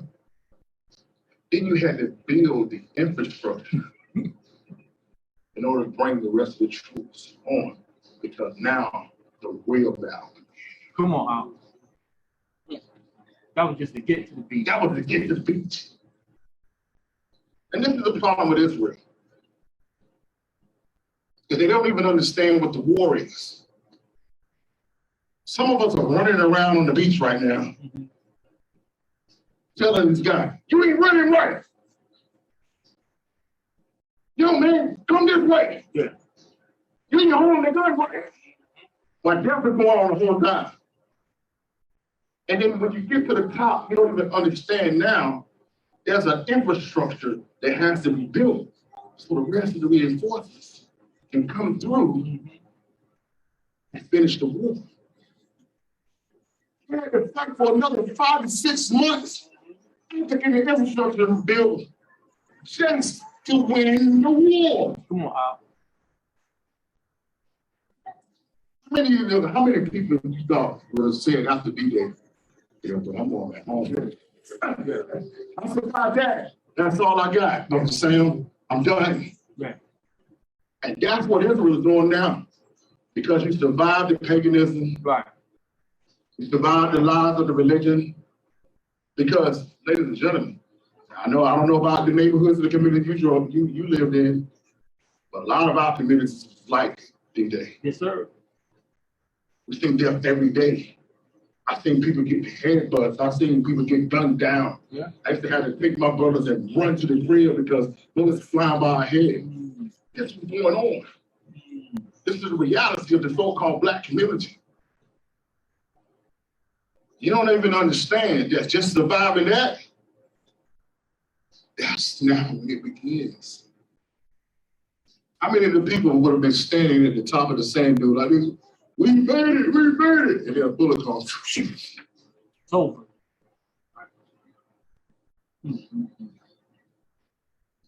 So we're going to talk about 4 vital battles that must be won in order to win the war. 4 vital battles that must be won in order to win the war. Ladies and gentlemen, these battles have to be addressed accordingly, each one. You can't fight one battle like you fight the other.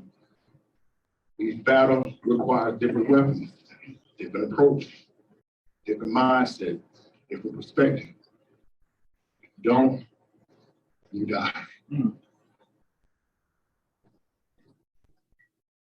4 battles that must be won in order to win the war. Number 1, we're gonna break each one of them down, but I want to give them to you first, so you can, for those who are taking notes. Number 1, not allowing your actions to be shaped by the actions of others. Say that again. Not allowing your actions to be shaped by the actions of others. One of the most difficult battles for a lot of people. One of the battles that I struggle with a lot. You go down. Number 2, remaining focused in the valley. Number 2 is remaining focused in the valley. Number 3, fighting the temptation to take shortcuts. Fighting the temptation to take shortcuts. Lastly, standing for truth at the threat of death. Standing for truth at the threat of death. All right, everybody got that? Calm. Everybody good on our we'll move forward. Calm. Okay. All right, let's go. Let's deal with that first one. Not allowing your actions to be shaped by the actions of others. Let's start out with Matthew 13. I need you to hold that in Matthew 26. I'm going to tell you right now, ladies and gentlemen, in order for this to be edifying, you're going to have to be honest. Okay. I don't need your you know how we used to call it, what we used to call it, church talk. Yes. When everybody was faced in, yeah, we believe. No, you got to be honest. Listen, you don't need to be honest with me. You need to be honest with yourself. Okay. So if something comes out and you see, oh, this is an area I struggle with, thank the Most High. Just thank the Most High that He's bringing this out for you. Okay, you got to be honest. And like I said, this was, especially this Matthew 13 right here, was one of the difficult battles that I felt for a long time. Okay. Matthew 13, I need you to hold it and get Matthew 26. Okay. Not allowing the actions of others to shape, not allowing your actions to be shaped by the actions of others. Matthew 13, let's start there at verse 52. And he said unto them, therefore every scribe which is instructed unto the kingdom of heaven is like unto a man that is a householder, which bringeth forth out. You said 1352? Yeah, Slacky, verse 54 is what I meant, Slacky. Matthew 13 and 54. And when he was come into his own country. Now notice what he was at. He's been out doing the work everywhere else. Now he's back with his own people.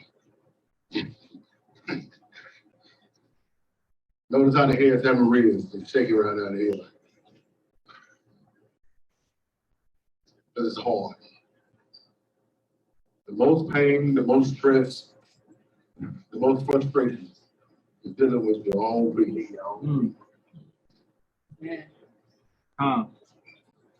Do you know that we have been called racist?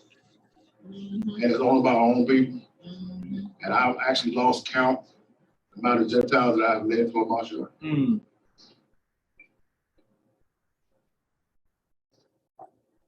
we got the videos and the pictures to prove it. It's not something that we make it up. And I always say to the people who call us racist, how many white people you let it grass? Come on. I have many. How many of them call on you is down the grass? Because you hit me up. Come on. How many people, white people you fellowship with? Because I fellowship with many. Come on. But I'm racist. I be laughing, man. Yeah. This is all of a sudden a racist because I'm pro Israel, I'm pro my people. Man.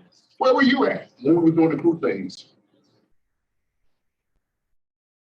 When it was black pastors and white pastors, I was there. They called me, they didn't call you, but I'm racist. Facts. It's funny, man. I be laughing like, okay. When we went to churches that was predominantly white, do we not? We didn't agree with the Christ today. Where were you at? I ain't seen that. Oh, we're racist. You don't even have white friends. I do. But I'm racist. Come on. When the last time a white guy checked for you? But you're so pro to people. You got a church right down the road from a white church. Y'all ain't fellowship ever. Ever. Never mind. But I'm the racist. Watch this. Read that again. And when he was coming to his own country, he taught them in their synagogue, insomuch that they were astonished and said, "What says this man, this wisdom and these mighty works?" Yo, man. I know he ain't learned from this pastor because I ain't never heard Pastor Bubba bring this up. I ain't heard Yasha look yet. Yeah, her soul secret healed and delivered. That young girl used to be wow. She walked in and demon got cast out of her. Now you would think they was doing the great thing. Yeah. So they're acknowledging what's that last part, D? What was the last what he said? What has this man this wisdom and these mighty works? So they're acknowledging that he's doing mighty work. Mighty work. They're acknowledging that he's operating in wisdom. But look at this, verse 55. Is not this the carpenter's son? Why ain't that me finding out boy? He did it work for the town. He was steward boy. Who do you think he is? That's what they said. And that Calvin and John boy. And they did on the fire department. That's what they say about him. Come on. Right? Go ahead. Is not his mother called Mary? No, I go down there and walk. Right? Go ahead. And his brethren, James, Joseph, and Simon, and Judas, and his sisters, are they not all with us? Whence then has this man all these things? I know that dude, man. He right from around here, bro. Where you getting it from? And you would think. There's knowledge, not him. He's doing mighty works, operating wisdom from the same hood, same spot that it is. But look at what 57 says. And they were offended in him. They were what? And they were offended in him. No, they were glad they could see him every time he came through. And they were offended. He was offended.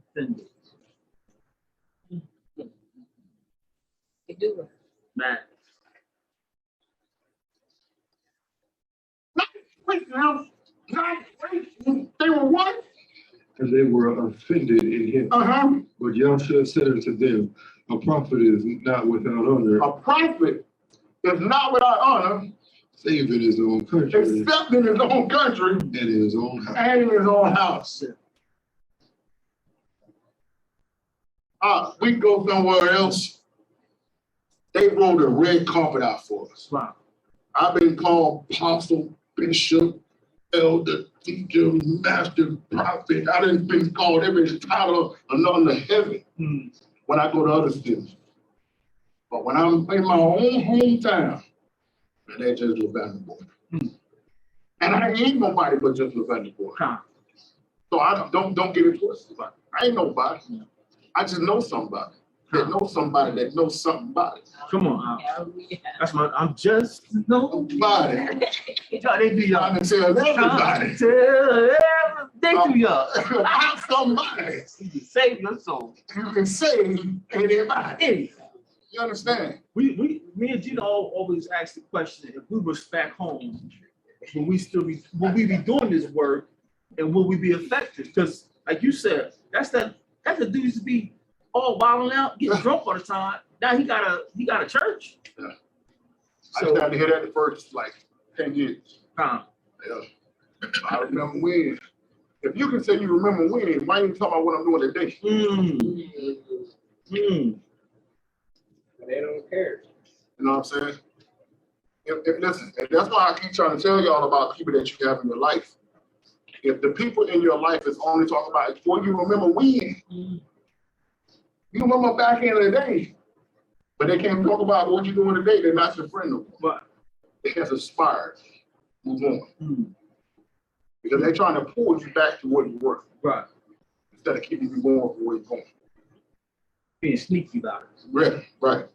Because your righteousness makes them uncomfortable. Come on, So in order for them to feel better about themselves, they got to bring you down to their level. what you used to do. Exactly. Misery loves company. That's the problem. Watch this. So they was offended at him. Now, why am I talking about this? Because we're saying, don't allow your actions to be shaped by the actions of others. How many of you, in the midst of this, would continue on trying to be a blessing to those same people? How many of you would have packed up your ball and went home?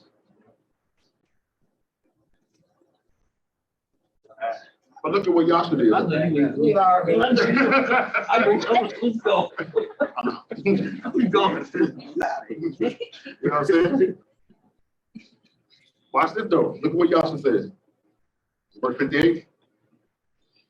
And he did not many mighty works. Now, hold on. Stop right now. So he was still trying to do the work for a people who didn't appreciate him, who was offended at him. So it wasn't that he was no longer willing to do it. Why was he able to no longer? Because back in verse 54, read that last part. Whence has this man this wisdom and these works? So now he went from doing mighty works to what it says in verse 58. And he did not many mighty works there because of their unbelief. Are y'all seeing this? So this is one of the battles that you're going to have to win, of not being honored amongst the people that know you. If this bothers you, you're in the wrong profession. That's good stuff. I'm telling you right now, it's not going to happen. No. The earlier you learn this lesson, the better off you're going to be. There's not going to be no parades for you. Elders, if you're listening right now, there's not going to be a celebration. They're not going to come together and lay the money at your feet. That's not going to happen. Come on. He's going to send one or two people that's going to stand beside you with a rain, sleet, or snow, and you're going to be able to go and do the work. It's just going to be you and a few. And if you accept that now, it's going to be easier for you. There ain't gonna be no crowds. They're not gonna be clapping everywhere you go. You're not gonna walk into arenas of hundreds of thousands of people. It's not going to happen. No, it's not. They're gonna ask you to go preach in California, and they're gonna say, "Go, you get here." That's what's gonna happen. Hey, you know what I'm saying?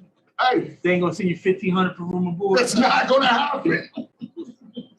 If you're in it for the cash, you're in the wrong business. Go back to the Christian church. I need 3,000 for room and Listen, board. if you have a management team, a booking agent, hey, Madness. I'm telling you, Doc, you're in the wrong profession. Watch this. So let's go to chapter 26. This is all part of the same battle. So Yasha, after still not being appreciated, being offended at him. And did you see any time in there in the scripts where his family defended him? Y'all know Jude and James, y'all know that was his brothers, right? The ones in the Bible. Calm. And they didn't come in until after he was crucified and rose. Calm. That was his brothers. He's the baby brother, and you ain't going to even help your baby brother. Listen, right? That's on you, fam.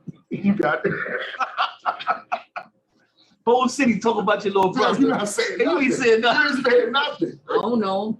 That dude, hey man, we be talking. That dude was tripping. That's hard. That's hard, man. He's doing his own thing right now. You know, his own journey. He's the black. Hey, yo, and that's another thing too. This whole I'm the black sheep of the family. Y'all don't be accepting those titles, man. That's foolishness. Calm. I'm the black sheep of the family. That black sheep means you wicked. That's what it means. I'm the black sheep. That means you just doing your own thing. Yahshua wasn't doing this thing. He was doing kingdom work. Calm. And it was the kingdom work that made him be on his own. He didn't want to be. He came here for Israel. Israel rejected him. He didn't reject the people. Watch this. Let's go to chapter 26. So you notice them. I need y'all, like I said, I need y'all to be real with yourself here. We'll give you another example. Chapter 26. Now, Yahshua came down to the night before he has to be crucified. This is what it's all been about. Now remember, there was a situation when they were talking about the soldiers, the Pharisees trying to take him out. And Yahshua told them, man, no man take my life. Come on. That's the gangster thing about it. See, we've been reading this soft. Why Jesus can't give it like the real, like it really was. You gotta understand. He's like looking like, man, take my life. I lay my life down. That's gangster, man. Powerful, man. Powerful. You made me do to take my life. And then when he told the disciples in John 12, he said, listen, no, not that I can call a legion of angels, bro. Listen, bro, everybody would be done if I wanted it that way. Come on out. The battle would be over in a second. Yeah. Right? So this is what it's all about. Humility and the love that he had for his people. And he come down to this day. Come on. Instead of the Passover. Or it's time. Probably got the Lord's plan, you know. Everybody good, vibing. Yeah. The disciples probably swagged in there because they sit at the table with Yahshua, you know. And then look at what Yahshua does. Verse 21. And as they did eat, And they did it. he said, verily I say unto you, that one of you shall betray me. See, man, one of y'all gonna betray me. Now remember, Yahshua didn't have to figure this thing out. You know exactly. And we have put a lot of emphasis on Judah. The truth of the matter was, every one of them there betrayed him except John. Because when he looked down from that cross, the only one was there was John. We got a lesson we did a few months ago called Are You Judas or Are You Peter? Because everybody's talking about Judas, forgetting what Peter did. 3 times. springtime. Like, yo, he started cussing. He went back on purpose. He started like, yo, I don't know him. Yeah. Judas never denied that he was the Savior. Right. But Peter did. Mm. We're not talking about Peter. You know why? Because all of us is Peter. Mm. When we know that truth and we still live the way we're doing, we're Peter, we're denying him. Mm. And that's why in Luke 22, he said, amen, when thou art converted, strengthen your brethren. Peter hadn't arrived yet. He thought he had. Peter walked on water. Peter was the one that got the revelation that he was the son of God. Mm-hmm. But he said, when you converted. So when you're thinking it's about the knowledge and breakdowns and all this, nah, what Pop said earlier, hard. So when that self-preservation stuff then, it's like, I don't know him. You got hot. So imagine sitting at this table, and you see these guys, and you know what they're about to do. Mm-hmm. And you know what you got to go through. Many of y'all still want to die.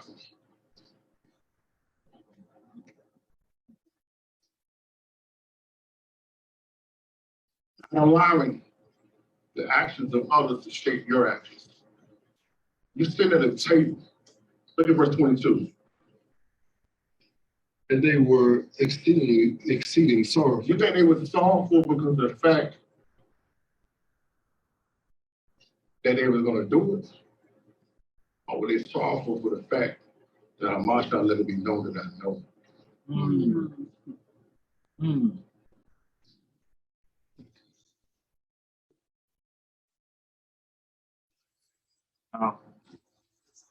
Oh, I know. I've been doing this behind the scenes. I've been moving in the dark. Everybody think I'm a righteous, upholding man. And I've been making side deals on the low. Y'all said, y'all about to betray me, man. I know it. Still gonna go down for us. These are the battles that Israel's not talking about. We're talking about Christmas trees and Easter bunnies.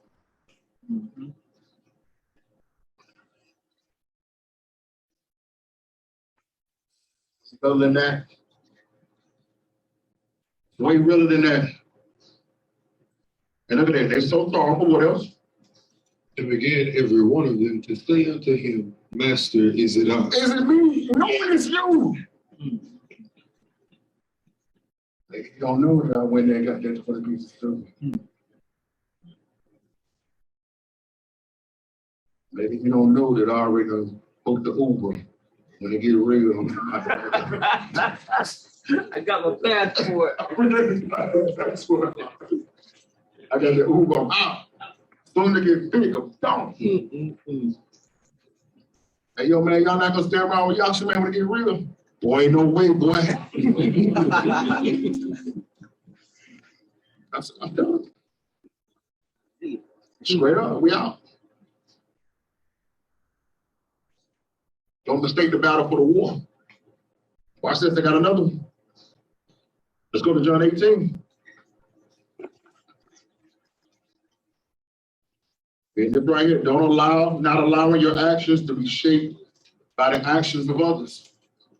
Watch this.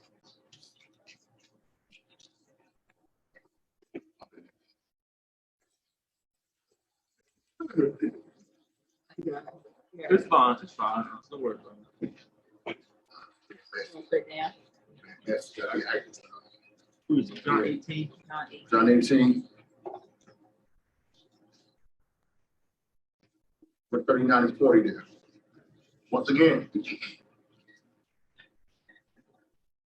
gotta be honest. Now, he's been betrayed by his own, offended by his own. His disciples are that he walked with for 3.5 years. But you know, ladies and gentlemen, he didn't come die just for the righteous. You know, we're doing this work in these different assemblies that we're in, but we're not just doing it for the people that's there. Calm. When y'all put that teaching out this week, you won't talk to your members, your brothers, your family. You won't talk to the Torah. You did a 3-hour lesson to the world. So we're doing these things for the entirety of building the kingdom. So now here, Passover is about to begin. Passover has begun. And they took him to Pilate. And this Gentile said, man, I don't see no fault in him. Imagine that. Ladies and gentlemen, I try to remind people in Matthew 10, when he said, I send you out as sheep amongst wolves. He ain't talking about Gentiles. Own people. Your own people. Everybody keeps talking about the white man and the white man. How did you get up under the white man? Your own people. Tell him, forget that. Ain't no white man put you in translated slave. King Solomon did. So we keep talking about everybody else, but we're not looking at ourselves. So he's looking out in this crowd. And the Gentile is saying he's innocent. But he didn't come to die for the Romans. Contrary to popular belief. He didn't come to die for the Roman Catholic Church. That's the enemy of the Most High. Okay? He came to die for those people that were standing in that crowd. Read verse 39.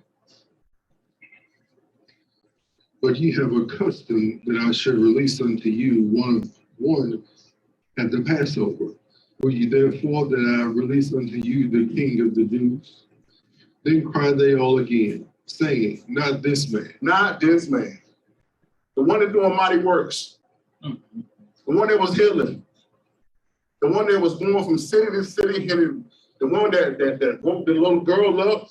The one that healed the woman that had an issue of blood for 12 years. The man that was at the pool for 38 years. All of these works. Not this man. For who? Barabbas. Now Barabbas was a robber. I'm going to take the wicked man. I'm going to take the wicked prophet. That's what we're going to listen to. Still going to die? You're still going to go to the cross? And if your answer right now is not yes, you have a problem. These are the things that you got to ask yourself right now. All these situations that we're bringing out right now, will it shape your actions when you change now? Because all y'all got to do is look up Abba, gone. How many of you did it? You still going to the cross? Don't fake it for me. Be real. Are you still going to the cross or you out of there? For the angels, I ain't gonna lie to you. I'll be on the first day smoking. I'll be like, oh, what's the name? I swear to God, man, I'll be on the first day smoking in the morning. I'm out of here, bro.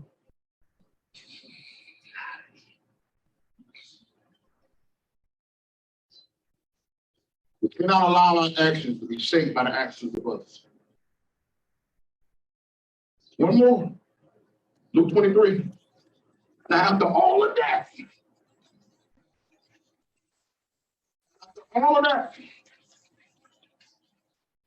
what was the position that Yahshua took? Some of us might have still would have went to the cross, but we'd have been up there. All of these sons of Back then you didn't want me.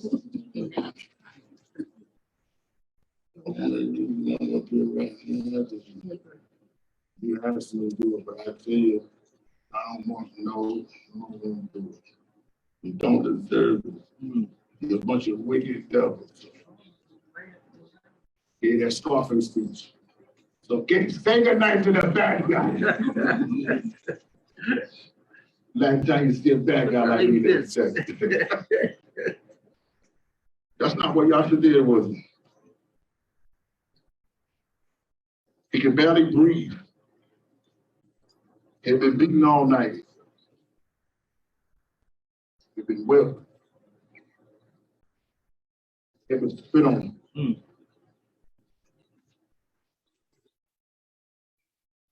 It was forced to carry large wooden tree up a hill.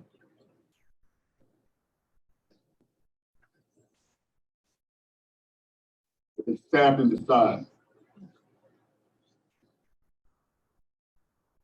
He knew that he had 3 days in hell awaiting. And it was all for people who was offended at him, who didn't appreciate him, who lied on him. You know the Pharisees, they sent in false witnesses that night. Mm-hmm. People lied on him. They called him Beelzebub.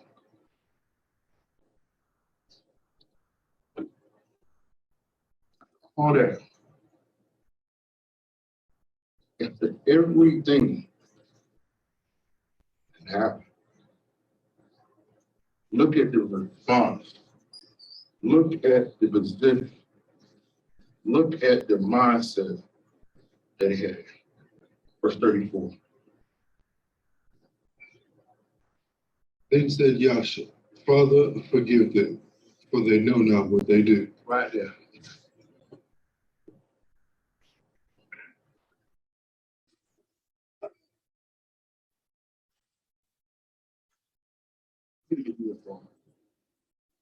Father, forgive them. Father, forgive them. How many of y'all have been praying for the people that did that? Mm.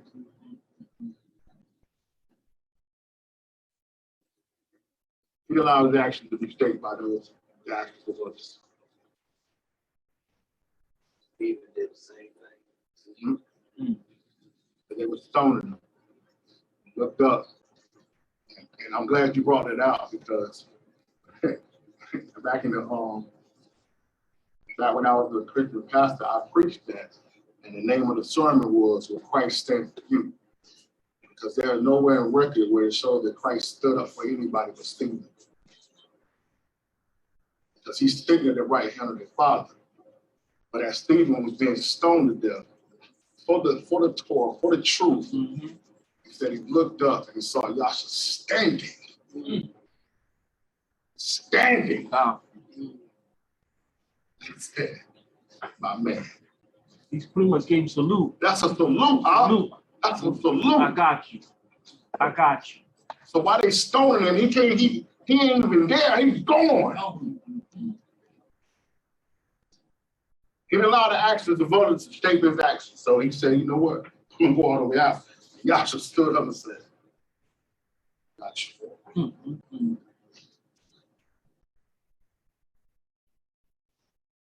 That's the first battle, ladies and gentlemen. Now allowing the actions of others to shape your actions.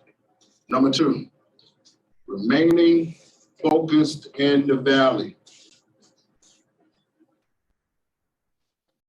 Now, for the sake of time, I'm going to paraphrase this one. You can find this in Luke 19. I'm not going to go there. Let's go to 1 Peter 5 for the sake of time.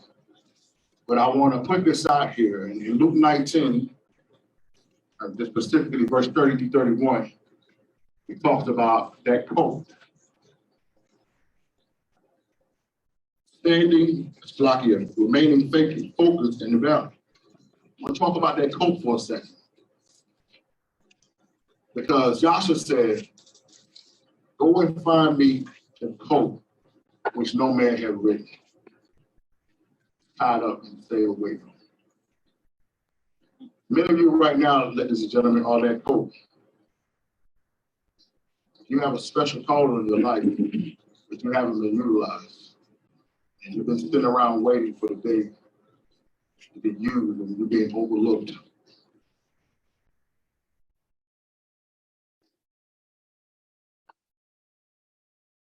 You didn't look the part. The smartest. You didn't have the right education. So your resume hasn't stood out. So you're that coat. ladies and gentlemen, you show me any scripture in the Bible where it talks about a coat other than this coat that sat there all that time and no man had written. And just imagine if you're that coat, wondering why everybody else is getting sold. While the master would ride his other coats and would take them there and then eventually sell them. But there's one coat nobody came for, nobody bought, nobody wanted. Must be something wrong with that coat.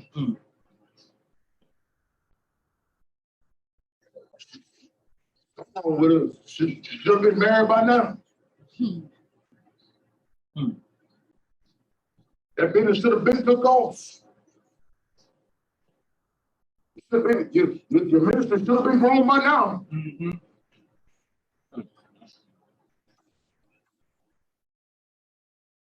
Now realizing that one day the master was going to come for you. He's going to make a specific declaration to be sent to you. And go and get that coat which no man has written. That's why, young lady, that's why the men haven't been talking to you. Because they didn't want you to be tainted by boys. And the king are waiting on you. That's why you never got those jobs, because there was a business inside of you. That's why the doors was always being closed, because there was a specific door. He knew if he allowed you to go into that door, you wouldn't go into this door. Remaining focused in the valley is one of the hardest battles. This is deep. This is deep because as you bring this out, he's saying go release the coat that's tied. Yeah. So those in bondage, go release them. That's right. And then if anyone asks you why you keeping the law, why you putting on a diadem, why you not eating pork, tell them the Father has need. So you didn't know the whole time you was being set apart for a reason. Come on, remaining focused in the valley. Because that coat could have said, you know what? Man, they ain't using me over here. I'm about to go over here. I'm about to just go back to the wild.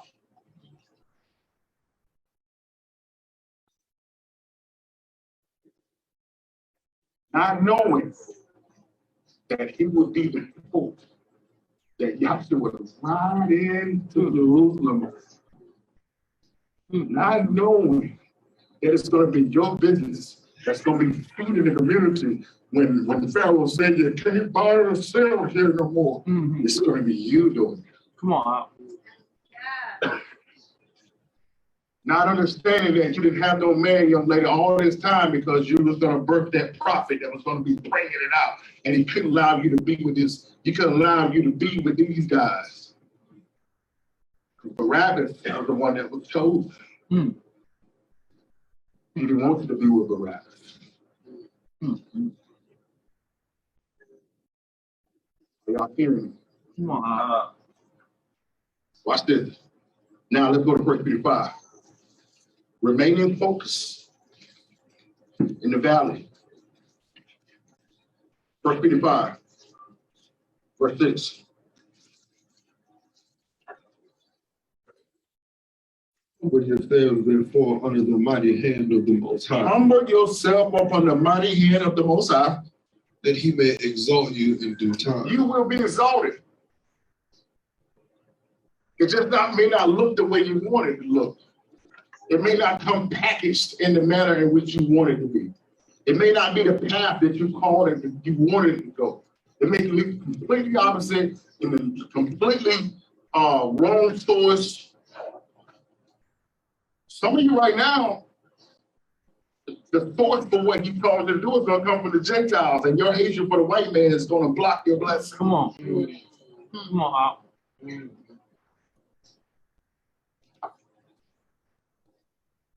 Come on. Read that again. Humble yourselves therefore under the mighty hand of the Most High, right? That he may exalt you in due time. Go ahead. Casting all your care upon him. Now, just casting some of them. Casting all your care upon him. Now, just the things that's important. Casting all your care upon him. Now I got this other thing. I just need this one thing to work out. Casting all your care upon him. For he cared for you. Go ahead. Be sober. Be vigilant. Right. Because your adversary, the devil, as a roaring lion, walketh about seeking whom he may devour. He's as a Roman lion. Your Savior is the Lion of Judah. Hallelujah. And when he comes up to you and see the Lion of Judah behind you, get out of dodge. You don't want them problems. What they don't want. What else on? You don't want the problems. You don't want the problems. You see that Lion of Judah behind him, they getting up out of there, bro. Come on. But see, you got to understand, ladies and gentlemen, that is letting us know that some can be devoured and some can't.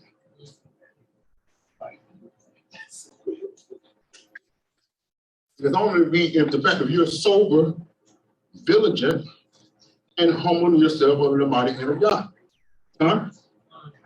Watch this. Verse 9. Who resist steadfast in the faith, knowing that the same afflictions are accomplished in your brethren that are in the world. So you think right now when you're going through this, oh, woe is me. Nobody is going through it like I am. Some of them got it way worse than you. So you have to be mindful of that. You can't have these pity parties. But I'm telling you, y'all ain't coming to the pity party. But how's the time? He coming early, and he's gonna shut it down. He's gonna bring all the party favors you want to make sure that party is a success. After party. I'm telling you, the after party is the worst. The after party is the after party, then the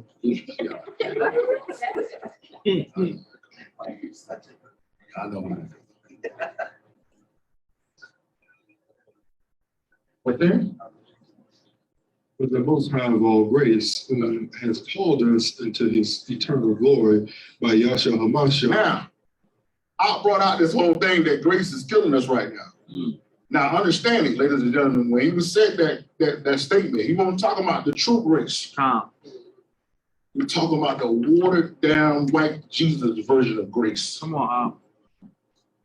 That's that same Kool-Aid that the people are drinking every day, furnished by the CDC. I'll leave that alone. Read that again. But the Most High of all grace, who has called us into his eternal glory, right, by Yahshua HaMashiach, as that ye have suffered a while. So you're going to have to suffer. After you have suffered a while, make you perfect. That's mature. Established. Strengthened. Settle you. Hallelujah. Hallelujah. Do not mistake the battle or the war. Now, we're going to wrap this up. We're getting there. I love when Israel's in the building. They don't be looking at you like, man, God, man, it's just too much, bro. I get no amen with that, so that means some of you might get close. Say it, Alpha. You got a power too, Alpha. It's still early. I got the rule too, man. It's still early. You already know, Alpha. You already know. Let's go to the third one. Fighting the temptation to take shortcuts. All of us have been here. Go to Matthew 4. Notice how I'm trying to use Mashiach as an example. Because he is the mark, he is the standard. And I'm putting this out here, yo, because one of the mistakes, and I know my elders, my Mauries will agree 100%. Problem that many of you are, the mistake that many of you are making is you're making your elders the standard. And we know that some of these elders are making themselves the standard. You ain't gonna find that with brothers that we rock with. We ain't the standard. Follow me and we follow Mashiach. Okay. Hallelujah. But see, some of these elders, some of you are the mistake that you're making is you're making the elders your standard. You're making man. And what did Jeremiah 17 say? Curses man who made man his strength. See, there's guys who saying they use that scripture to use as an excuse not to be submitted to another. Mm-hmm. That's false doctrine. Come. What he's saying is that when you make man your strength, Right. which means that everything you build upon is based off another man. But listen, if you don't follow man, you don't follow Hamashiach. Mm. You ain't reading the Bible. Come. What are you gonna do? I don't follow man. Why you got a Bible? What are you talking about? Man, you want man to follow you. Mm-mm-mm. To the devil. That's the problem. Right? So, where we at? Let's look at Matthew 4. And once again, the battle is fighting temptation to take the shortcut. Come. Now, to fully understand what we're going to break down here in Matthew 4, we must start in Matthew 3. Because you got to see what happened prior to this. Because once again, this is one of the problems. A high day and going to a low point is devastating for me. Listen, we were talking about before about the glorious time we had at the Bible Black Conference in 2019. Come. Many of my ox in here was the first time I met them. It's in 2019. A lot of my family that I got right now all started in 2019.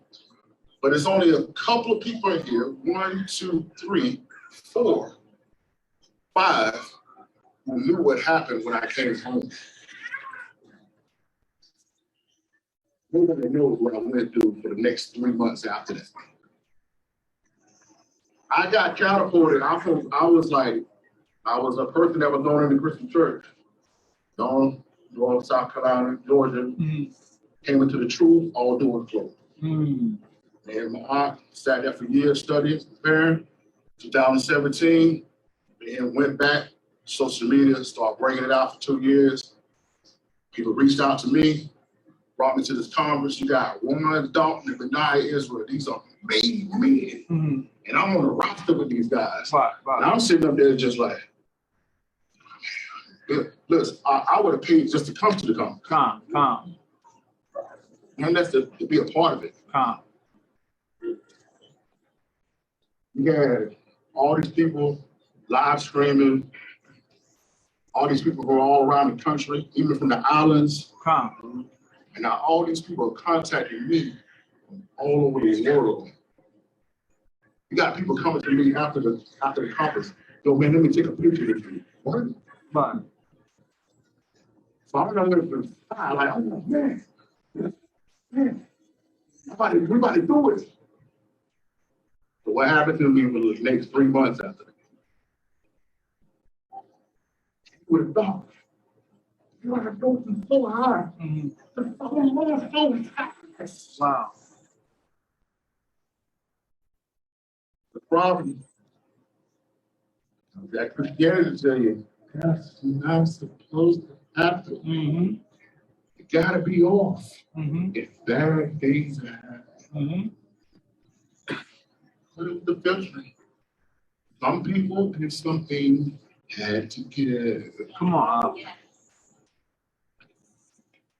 And in those times, you're tempted to make the shortcut. Mm-hmm.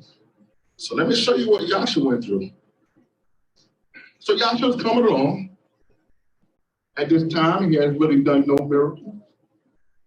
Except, changing the water and the wine at the wedding.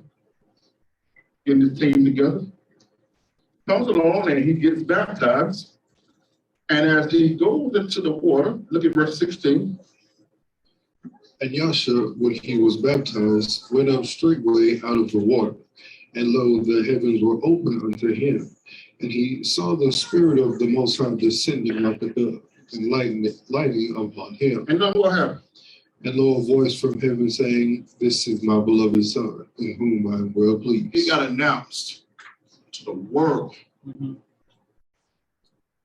that he was the Son of the Most High.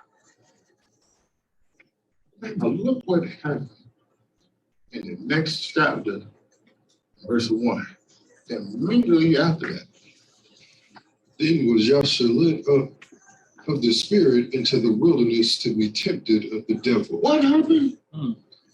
Then was Joshua led up of the Spirit. The same Spirit that declared him the son of Yah, sent him to the wilderness. Come on out. Loneliness. Come on out. He took me high and he took me low. Come on out. The same Spirit. Come on out. This can't be right. What James say? This can't be right. It's got to be more. Yeah. This can't be less. Come on. Can't be it. It can't be. Read it again. Then was Joshua led up of the Spirit into the wilderness to be tempted of the devil. To be tempted of the devil. You wondering why you're going through it. He had to go through it. Come on out. Yeah. That's it. Sirach 2:1. When you come to serve the Most High, prepare thy soul for temptation. Come on out. Look at this. Verse 2. And when he had fasted 40 days and 40 nights, he was afterwards a hunger. What?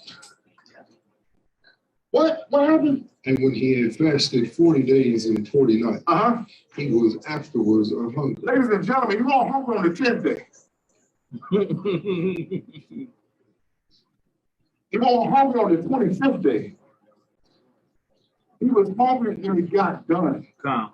Which means that there's moments, ladies and gentlemen, when you're so caught up in the war and doing the work that you're not even dealing with the physical ramifications of what you're going through in life. Come on out. I know all of y'all can attest when you came into the truth.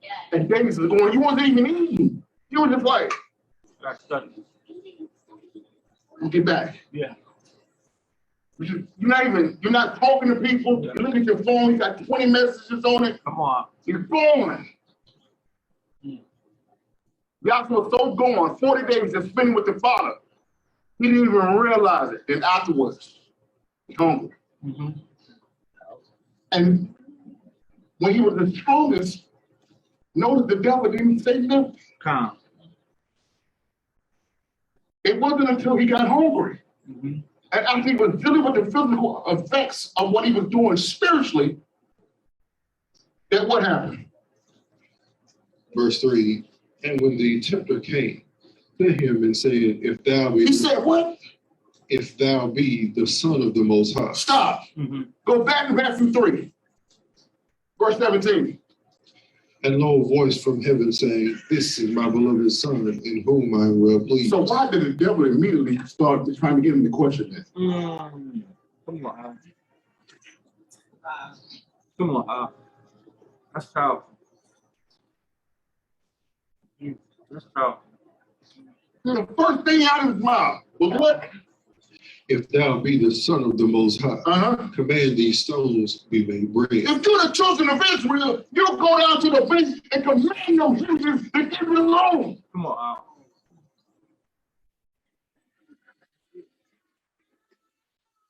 How did nobody know about y'all? Yep. We never heard of the Israelites.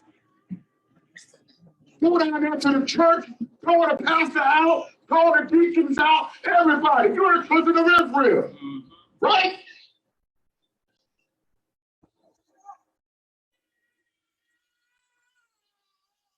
He immediately went to that meeting. Now, you think Joshua had a problem with turning that stone into bread? Fighting the temptation to take the shortcut. Because he's the Son of God. Why should I have to be hungry? I'm the Son of God. I take the shortcut. This is due to me. I'm entitled to this. You know what we're saying? We're the children of Israel. Who you so think he is? He's in sword. He's going to be the end of the world. Jacob is to be the one that comes. You're not running left and now. You are in captivity. Face it. We got to get home, girl. We got to get up and do this. We got to get up and do this. Listen, anytime I get a friend request and I see anybody with a gun in their hand, deny it. Because I know you're FBI. But they gonna get trained up. We want to know we're gonna do this. Okay. Good luck with that. Yeah. I see you make it. I know you're not. But y'all, if you're looking at this, he's hungry. And he's questioning him at this weak point. And he's got to fight this temptation to take this shortcut and take care of the present and ruin what's coming tomorrow.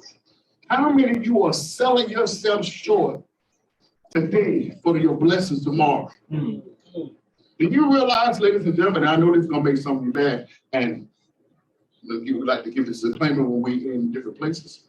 The following statement is only made by Better Day Ministry. It is not related or connected to Torah Group or any of the family members that enlisted in this assembly. If you have a problem with what is said here, do not take it as over to Abadiah, his wife, or any of the Torah Group family. Now that we gave that disclaimer, no many of you Israelites are operating in the spirit of Esau. They're making it up. Let's go to Hebrews 12. Bring it out. You guys that hate the white man so much operating in the same spirit as Esau. Hebrews 12.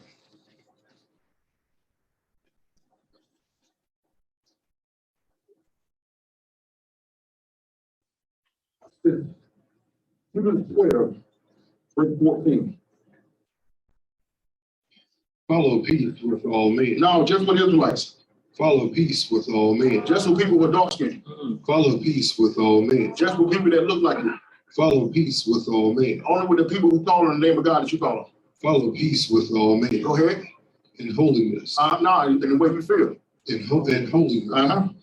Without which no man shall see the Most High. You're not seeing the Most High. Come on out. Okay, what your breakdowns look like? Okay, you're not gonna make it. Watch this. Go ahead. Looking diligently lest any man fail of the grace of the Most High. That's that same grace we're talking about here. We're not talking about white Jesus grace. We're talking about the grace that the Most High will give to Israel in order to come back to the truth. Go ahead. Lest any root of bitterness. Lest any root of bitterness springing up. Trouble you. And thereby many be defiled. And thereby many be defiled. Go ahead. Lest there be any fornicator. Lest there be what? Any fornicator. Any fornicator. Or profane person. As Esau. As whom? As Esau. As whom? As Esau. Who for one morsel of meat sold his birthright. Operating in the spirit of Esau. I'm going to sell my soul for a raise and miss out on the kingdom. That's the spirit of Esau. I'm going to give out on the queen that the Most High has made for me for one night of fornication with a chick that I don't even remember her name the next day. Esau. Come on out. Come on out. I'm going to go make a video against my brothers so I can steal his members so that my family can grow, so my name will be great. Esau. Come on out. Whole head is sick. Talking about the white man operating in the same spirit as the Romans that you call it out. Yes, ma'am.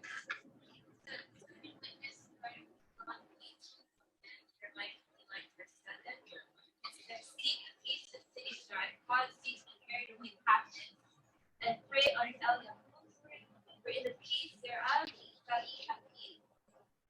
So if you wonder why our communities are having peace if you desire, we shall be first.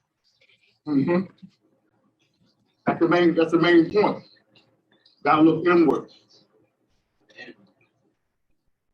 And I remember when I read this in Joshua about Esau, why he was ever in that situation in the first place. You know, because he had got in the battle with Nimrod and he was running for his life. And when he got back to what Jacob was, he was like, yo, bro, these girls about to kill me. Anyway, I gotta run, man. Just give me something to just nourish myself. I started having a little bit more compassion. But then when you have to step out of it and look at it from the Most High, saying, listen, if I said you're the firstborn and you're gonna get this, you don't need to be moving about what you're dealing with today. You can't get caught up in that shortcut. You gotta trust what I said is gonna come to pass, regardless of how it's currently looking right now. So anytime you fall to the temptation of taking a shortcut, ladies and gentlemen, you're operating the spirit of Esau. come on. Facts. Huh? So let's go back and let's see what Yasha did.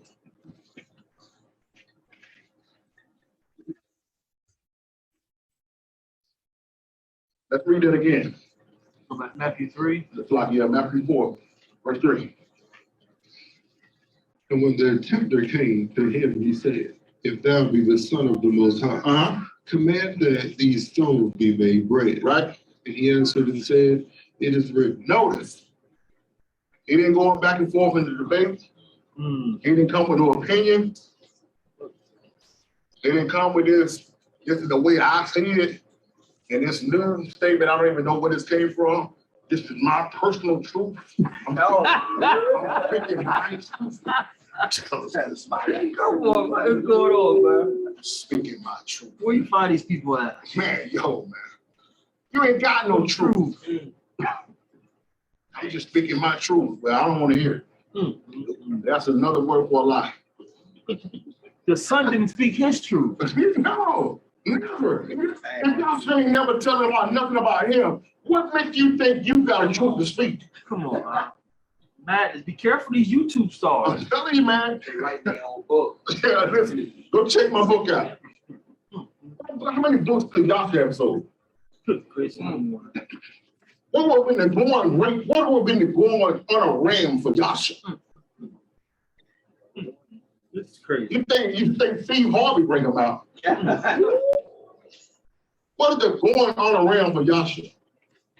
What Peter George? You got the audacity to tell somebody, hey, I need this in order for me to go.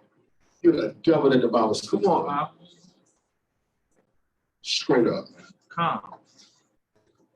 But look at you say it is written. Go ahead. It is written, man shall not live by bread alone. You can't live by bread alone. Yasha said, listen, I'm hungry right now, but I know there's something more important that I need more than this bread right now.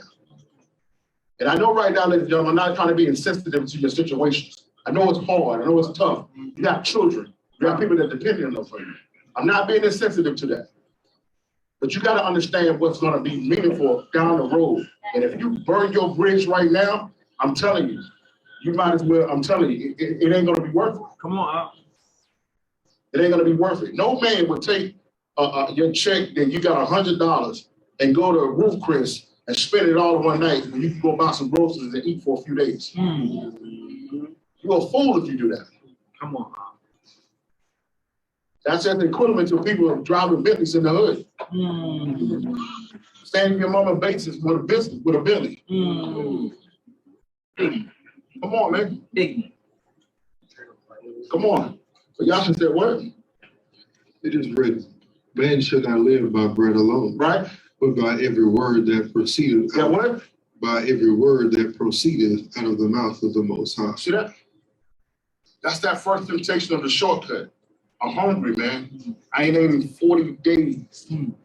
And I have all the power to make this bread be tasted as toast if I want. I ain't gonna just get the light bread. Texas toast. This Yasha, I'm going to Texas toast. Again. Come on. You understand? I got the egg, I got the butter, I got all that. You know what I'm saying? This Yasha right here, Yeah. he ain't dealing with nothing left. Yeah, it's premium. You know what I mean? Get all that. We ain't gonna get all this on. It's all good. It's all good. But Yeah, so he said, listen, I got to live on every word that proceeds out of the mouth of God. And ladies and gentlemen, you must understand this. Yahshua is still talking. Most High is still talking. He's still talking, brother. He's still talking. And the problem is that you don't know what he's saying because you don't know what he said. So this Bible is what he said, but you have to live off what he's saying. See, Yahshua, he knew Torah, but he was communing with the Father every day. So it's more, ladies and gentlemen, than these books. It's talking to him every day. Come on, come on, Listen. You can go back and watch the videos. You can go back and watch and do some interviews of people that know me over the years. But that still don't mean you know me. Come on. You don't know me if you ain't there. Come on, What do you say? You're in my family, you ain't sitting at my grandma's table, George. Okay, if you say you're my cousin. If you ain't ate at my grandma's table, you're my family. But in all seriousness, we have to understand when it comes to the Most High. I don't know why you want to talk to him every day. come on. That's why I'm gonna be honest with you. I'm probably the wrong person to come to and ask for information or lessons on prayer. Because I don't really pray. So, Yeah. I don't have no standard form of prayer. It's my Father. Well, your voice got to get low. Right. I'm not doing that. You understand? Like, Almighty God. You know what I'm saying? The Alpha and Omega, the beginning and the end, the first and the last, the way maker. I'm not, Come on, I spoke to him all day, man. It's Abba, it's Father. You understand? It's like, I wake up in the morning, I'm just like, yo, here, thank you. You know what I mean? Like, it ain't no organized prayer. It's not the same. That's just familiar, man. It's, come on. you know, laughing, getting clowned, you know, like corrected, like, boy, like, you know, like you said, like, what you doing, bro? That's how you feel over me straight like a son, like, yo, you know? Everyday language. And that's what Yahshua was like, bigger than that. And I'm not giving that up for this bread right now. Come on. I'm not going to take this shortcut. Watch this, though. Verse 5. Then the devil taketh him up into the holy city and set him on a pinnacle of the temple. And said unto him, if thou be the Son of the Most High. Now notice again. Ladies and gentlemen, if you don't believe, if you don't settle in your heart today who you are and whose you are, it's going to be a constant turmoil life for you. Because the enemy is going to be trying to question who you are all the time. When he knows fully good, he knows fully well who you are. That's the reason why he's making war with the remnant of the seed. They're not talking to these other guys. Let me share this real quick. Go break it out. This morning, me and my wife got up to get our coffee, and I opened up the back door to get a temperature check. And right to my neighbor's yard, it was like 6 deer. I called my wife because I'm already thinking. That's Abba Yah letting you know I got you. You ain't got to take no glaze. I'm gonna bring my animals to you. Yeah, because I know one guy would have been right there with you. He was ready to go. It was right there, right at the wood line. I got about 6 of them. I said, babe, all we need is one. Everybody, man.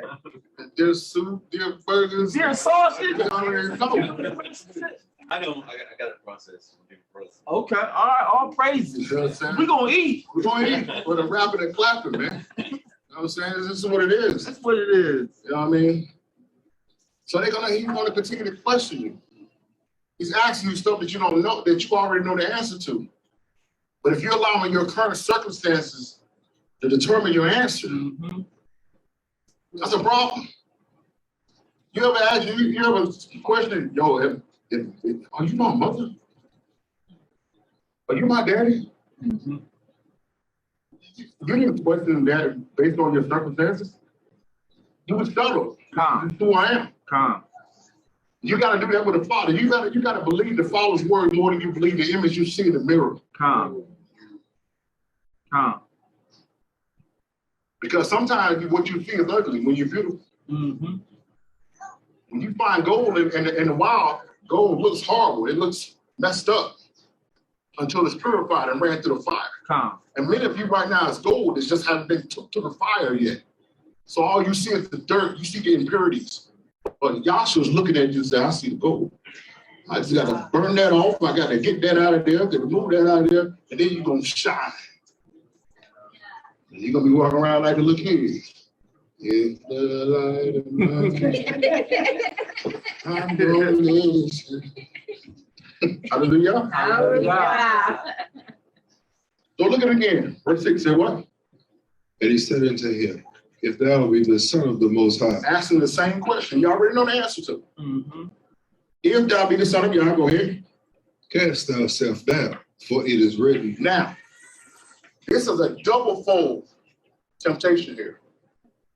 Remember, back in Matthew 13, right? Matthew 13, when he went home, getting rejected. In John 18, when he was standing out there. Now, these things haven't happened yet. That's the problem. Because the devil, a lot of times, ladies and gentlemen, knows your future better than you do. So he's coming to cause problems and cause distractions.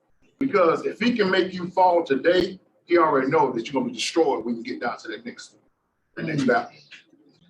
So these things haven't happened. Y'all can't even experience these yet. Of all the rejection that he's going to take. This is an opportunity for a shortcut. Because y'all should know good and well when he was in heaven, Moses said, you're going to go through this, they're going to do this, they're going to go do this, they're going to do that. But Satan is offering him a shortcut. Hey, walk down the temple. Everybody's at the temple. Jump down. And I'll make sure you don't die. If you do that, nobody ain't going to believe you then.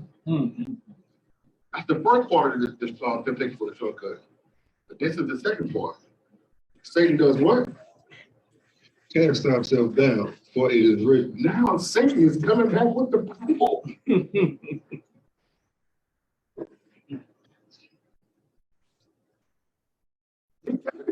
Now because he got a grip for it.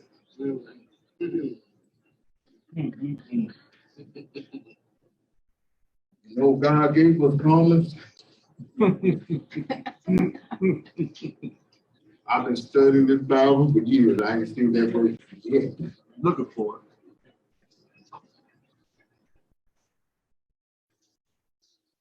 How many people have been convinced to sin and persuaded to break the rules with the Bible? How many times these Gentile pastors that went through Colossians 2 and made these people convinced that they can celebrate Christmas week and Thanksgiving? That's not no one for a Sabbath, for a holy day or new moon. When was Christmas ever a holy day in Israel? Give me our books back. Get out of our throat. Get out of here, man. It's madness. Use the Bible to convince the people to break the law. Yeah. Never a holy day. And this is what Satan is doing to Yahshua right here. He's coming with the script and trying to get him to go out of the will of the Most High by saying what? For it is written. For it is written. He shall give his angels charge concerning thee. Right. And in their hands they shall bear thee up, lest any time thou dash thy foot against a stone. That's Psalm 91 verse 1. Psalm 91 verse 11. But us as Israel know something that most people don't know. Precept must be upon precept. So you just can't come to us. We call them the one verse willies. You can't just come to me with one verse. But they're going to reconstruct my whole belief system based off of your interpretation. Because I'm going to do, just like other night, I ain't going to tell you why I say that, but I saw a guy, say it is right, said that we're not supposed to be teaching the commandments. What? We're only supposed to teach kingdom. Lord, he made one statement, and in my mind, 20 verses came into my mind. And I knew that wasn't all of them. I'm just saying it was 20, but I was ready to come with it immediately. Not immediately, immediately. We were both teaching the commandments.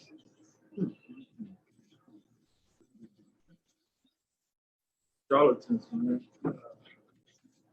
That's all a guy that don't want to do right. That's all they need to hear. But praise be to the Most High that Yahshua ain't like that, because he said what? Verse 7? Yahshua said unto him, it is written again.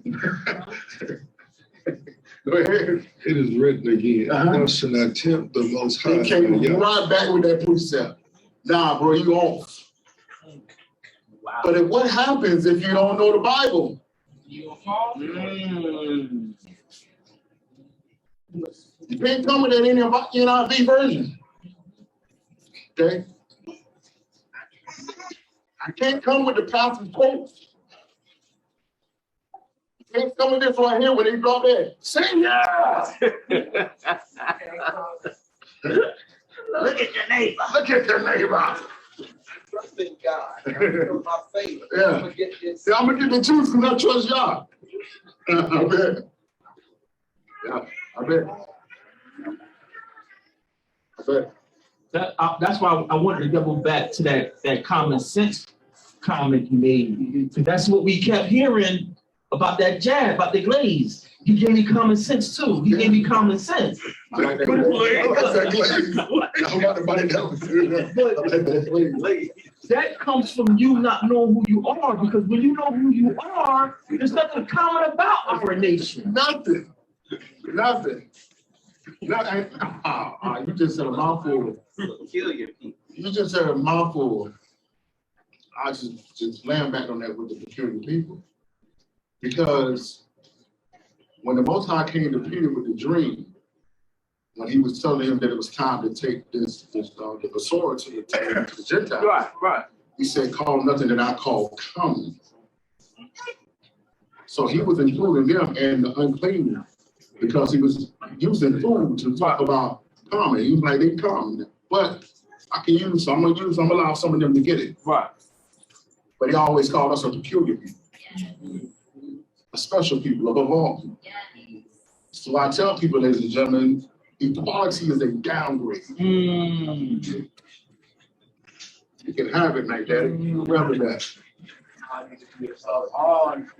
If I need you to make me equal, that means you got to be better than me. You got to be, because there's only, you can't make me equal if you're not better. So, ladies and gentlemen, we went through the most wickedest time of the year. But we're about to start back over in February with the reprogramming. With the so-called Black History Month, which we call the reprogramming month. Remember, I used to enslave you. I'll let you free. I used to rape you. Yeah. I ain't rape you, but not as much no more. Yeah. Yeah. I used to hang you, but it's not as much. Yeah. Well, I enslaved you if you go to prison. You know? Yeah. Yeah, if I need you on the later field.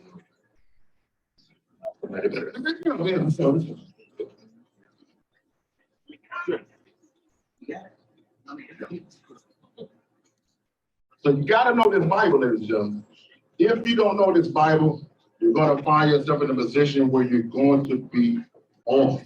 And they're gonna use the Bible to do it. Watch this, verse 8. Again, the devil taketh him up into an exceedingly high mountain. It didn't stop. He's not gonna stop. Questioning who we are, who he was, that didn't work. But I gotta take a more approach to this. Let's see what he decides to do now. Taking him up into an exceeding high mountain, and show him all the kingdoms of the world and the glory of them. And said unto him, all these things will I give thee, if thou wilt fall down and worship me. Now, remember, Joshua knew good and well what he had to do before he came here. He understands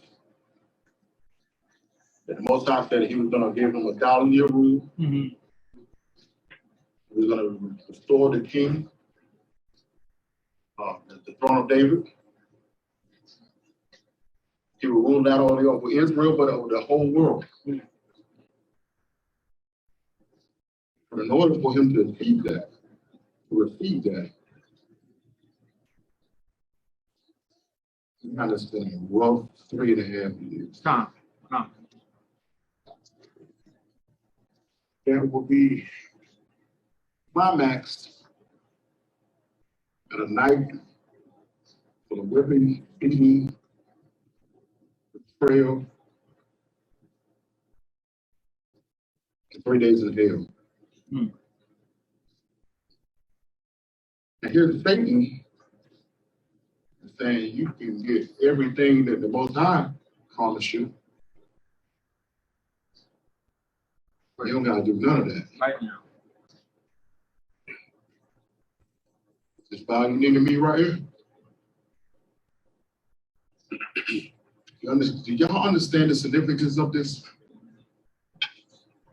Because I've heard a lot of Christian pastors preach this as if Satan was lying. No, he wasn't. This is the truth. He had all of this to give.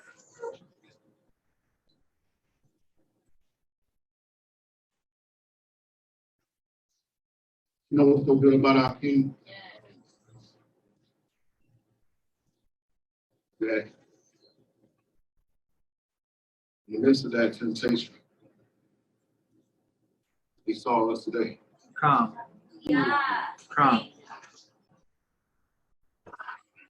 He saw us. We made a decision to walk away from the religions of the world, amongst the ridicule and attack from everyone that we love. And if those my brothers and sisters were willing to do that, I'm willing to go the long way around. Come on,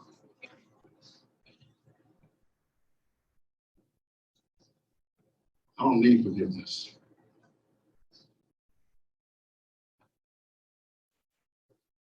But those brothers and sisters that I see in Greensboro, North Carolina today, they need my blood. They need me to get beat.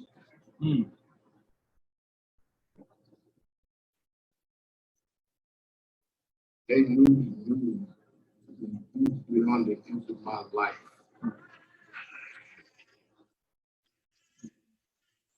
If it is keep them from having to take this, I'll take the long way. Come on. If it's done, you're gonna have to fight that same temptation of the shortcut. And as I reminded you before, it's not gonna be anything that's gonna come directly to you. Because him going through that didn't benefit him at all. He was gonna be king regardless. Come on.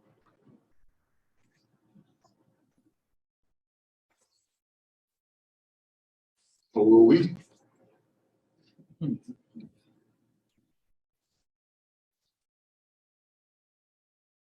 That's what you gotta be mindful of every day. If you want to take that shortcut. Am my child going to be the best that they can be? Come on. People that's on the job that's looking at me, they're gonna eventually see the truth if I'm not here standing. The people in my community even consider the Most High if I go along with the crowd.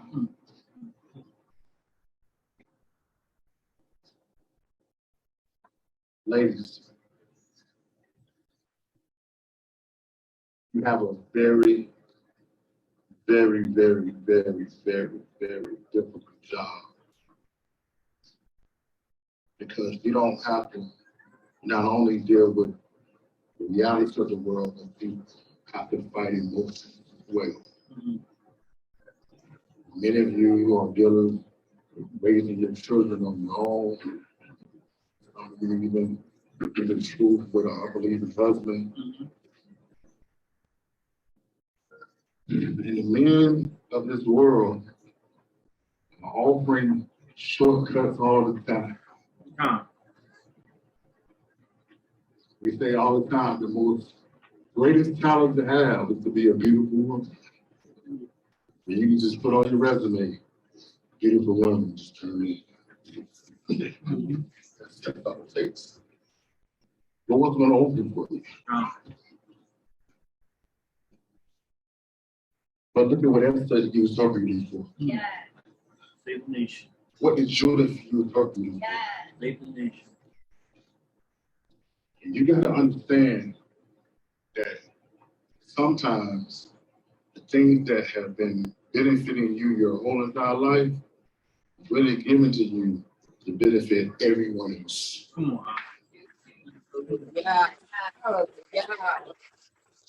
Yes. Because Esther, she went in for the king. The king said, you can ask me anything right now. I give you up to anything over half my kingdom. Wit. You already know it. What if she would have took that shortcut? Save yourself.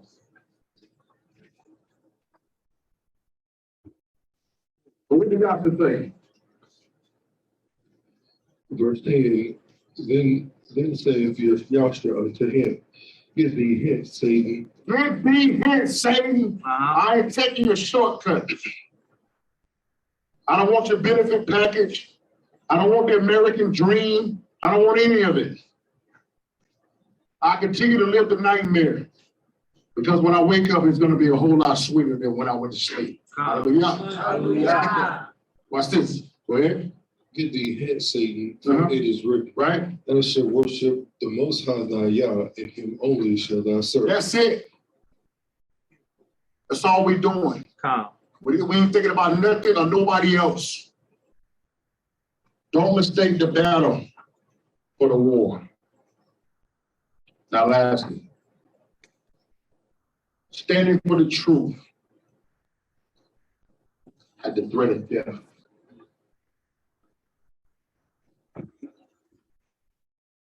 Ladies and gentlemen, you touch it, they've been folding like lawn chairs. They dropped it. They dropped it.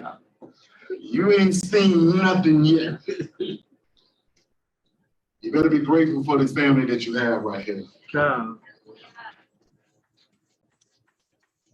I'm telling you, Israel about to start folding like lawn chairs, boy.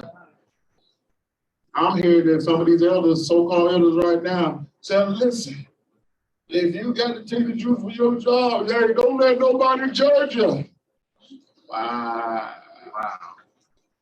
I gotta take it to travel.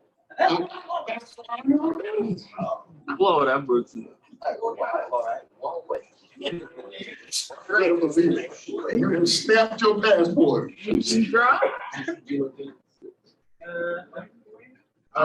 I'm taking it to spread the gospel of Jesus I Christ. bet you is.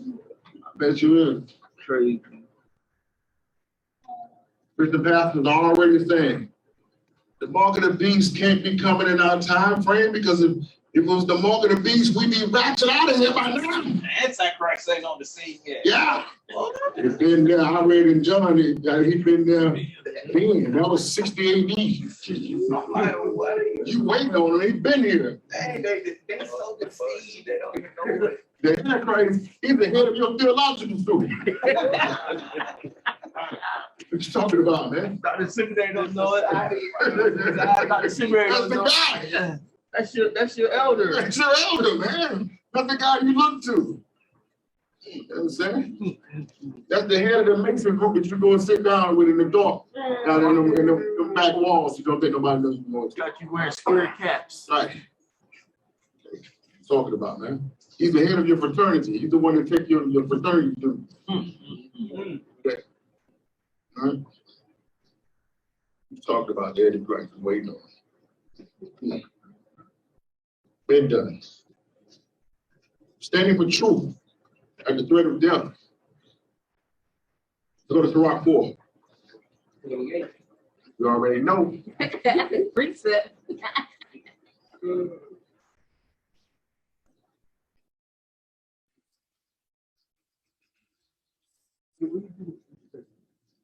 Now when they hear us talk about we willing to die for this thing, a lot of people are weary to that. They don't like to hear us say those things. It makes people nervous and uncomfortable.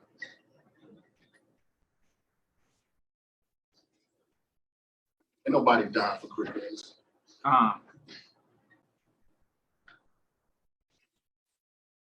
And listen, let me put this out here too. When you hear these Christian pastors over these other what they call the Middle East, different areas, talking about they was over there to spread the good news and got killed. God, you don't believe it. They're CIA agents that was caught. That's one of the main undercover identities that the CIA give their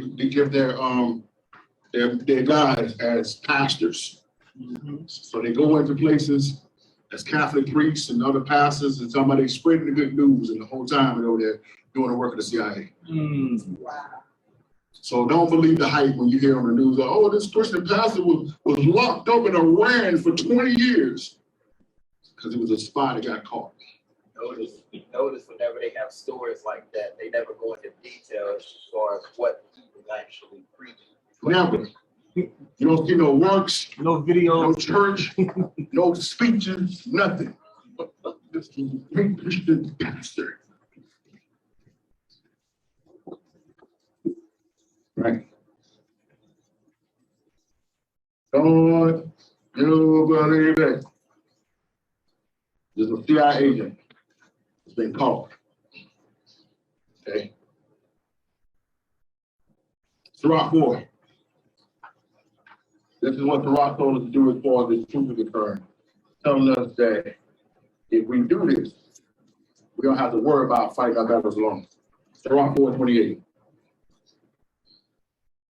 Strive for the truth unto death. So when? Unto death. Until you get the breakers. Unto death. Until you get an eldership in the assembly. Unto death. Until you get some money flowing. Unto death. Until death, go ahead. And the Most High shall fight for And thee. the Most High shall fight for thee. You got to strive for the truth, not your truth. Yes. To death. And the Most High will fight for you. Now let's go to Daniel 3. What's going to break all this down? Just kind of paraphrasing and move through it.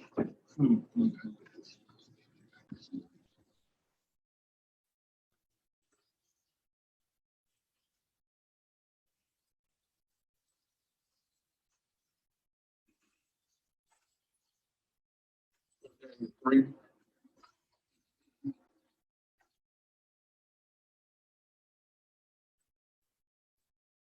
Popular story. Most people that are spending time in church. And it's amazing to me that people are not seeing the parallels, what is actually going on today in Babylon. The story is very popular, but if you know it, you can see that it's what's going on right here in America, right now. Same spirit, same rules.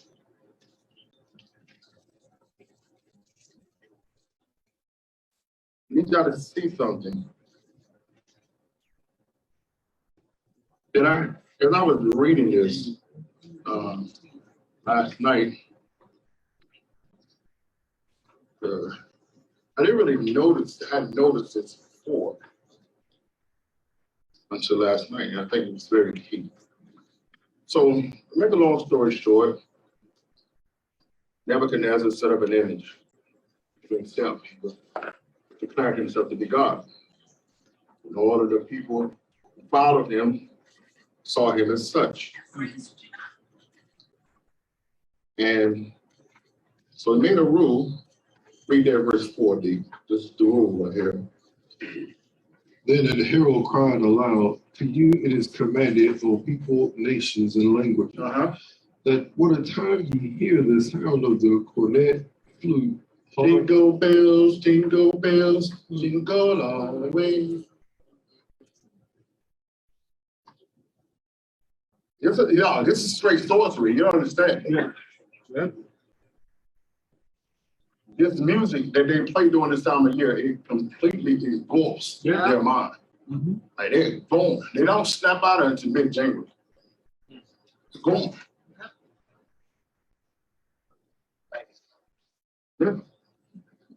Yeah.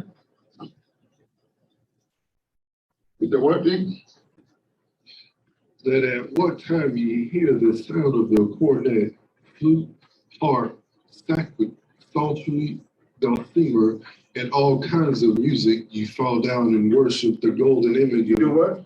Fall down and worship the golden image that Nebuchadnezzar the king has set up. Right.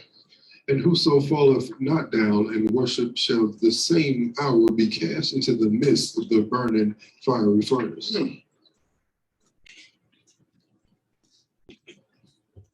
Everybody was okay with it.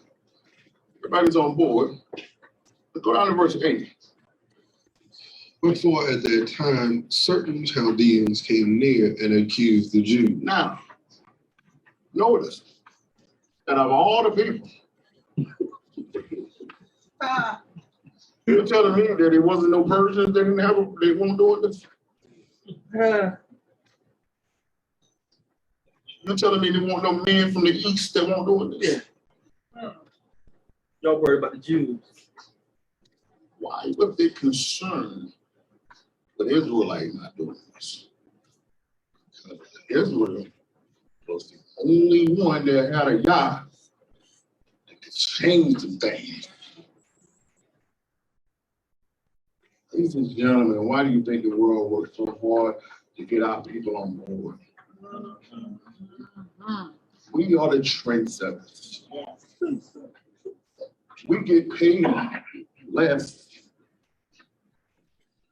for everything that the world is getting made billions of dollars off.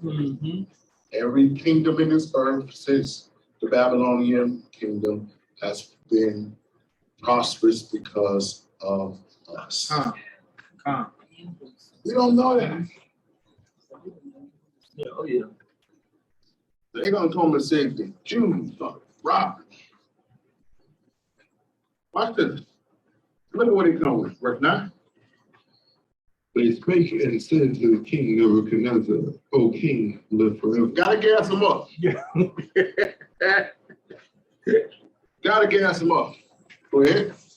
Thou, O king, hast made a decree that every man that shall hear the sound of the cornet, flute, harp, psaltery, and the dulcimer, and all kinds of music shall fall down and worship the golden image.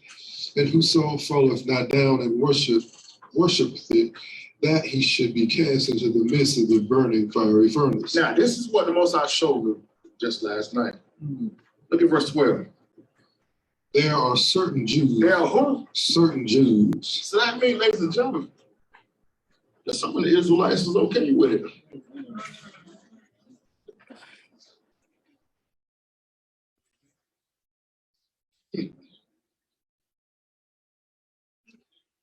Everybody wasn't standing. He wasn't pointing out all of them. There was only certain ones. And they were certain ones that was doing what? There are certain Jews whom thou hast set over the affairs of the province of Babylon. Wow. You can't have the leader of the corporation showing it to the meeting and ZZ. Y'all remember RG3? Yeah. Robert Gifford III. Everybody think that Robert Gifford III fell off because he was a scrub. Robert Gifford III wasn't given any roles no more than opportunities because he was a devout Christian. Now, you can say what you want to do about Christianity, whatever the case may be. But Robert Gifford III showed up at a press conference with a shirt that said, I can do all things through Christ. And they made him flip the shirt inside out. Wow. Yeah. Wow, I never heard that. Why would they have a problem with that?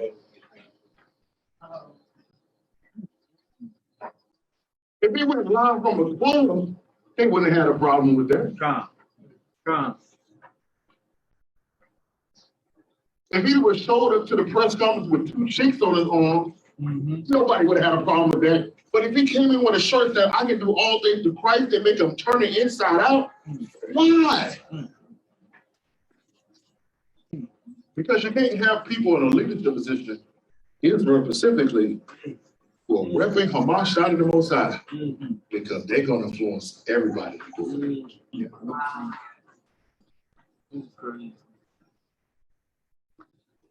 You know how many NBA players there are? Yeah. Countless of ones. But all you hear about is D-Wade. That guy's the father of the year.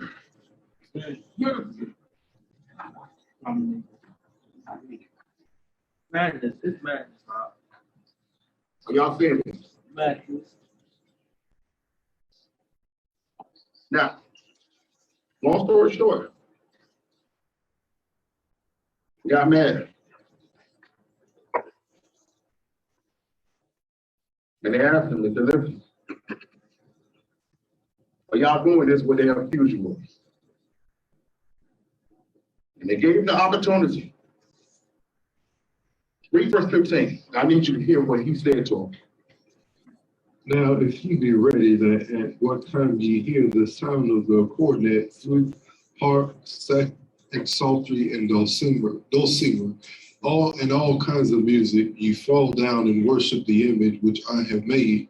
Well, but if you worship not, ye shall be cast the same hour into the midst of the burning fiery furnace. And who is that Yah that shall deliver you out of my hands? They said, listen, all you gotta do is the next time it happens, bow. And all is forgiven. But look at that last thing he said to them. And who is that Yah that shall deliver you out of my hands? Standing for the truth.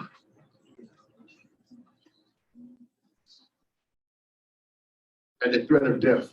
How many of y'all gonna bow? You don't gotta gas me, man. I'm not here to judge you one way or another. This is only between you and the Most High.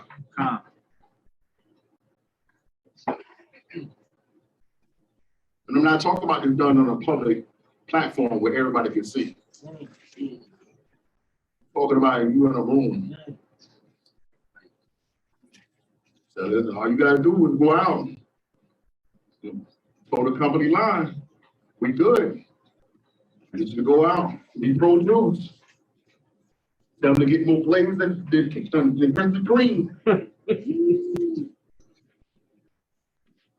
and I'll make it sweet for you. Because if you don't, the Most High gonna deliver you. Yeah. Let's go play this game. Glad you said it. Another thing I wanted to share. For the last 4 or 5 months, the black sports writers, sports show commentators have been releasing pictures of facts on our brothers who won't take the juice. Last week, I'd like to report You got him. that I have the virus. He got the juice. Yeah, he got the juice. He took the procedure. Mm-hmm. Try not to use the big word. He glazed up. So not only that, but they told us all these football players and basketball players took the medical procedure, but kid, all of these games been postponed and so many people. Mm-hmm.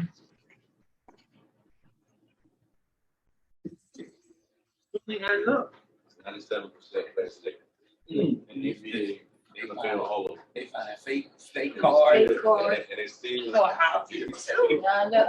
So how is it that everybody gets it when you told me the reason why it's bad is because the bad guy won't take it? Yeah. He added up. Man, how does everybody took the medical procedure, but everybody's sick now? Which one is it? You told me that it was only going to be the ones who didn't, but now it's y'all. And what's that big fancy word old boy used? It has a 96% efficacy rate. What's that big efficacy rate? I'm like, what? Straight madness, man. Madness. We trust the science. Oh, that's good. We trust the God. science. Trust the Science, science. your house. The prophet Fauci. Man. Working today to get the. Oh, Yeah, that's that's it. it. You gotta get You gotta get That's the why. booster. Who's bones? You gotta put some money in it.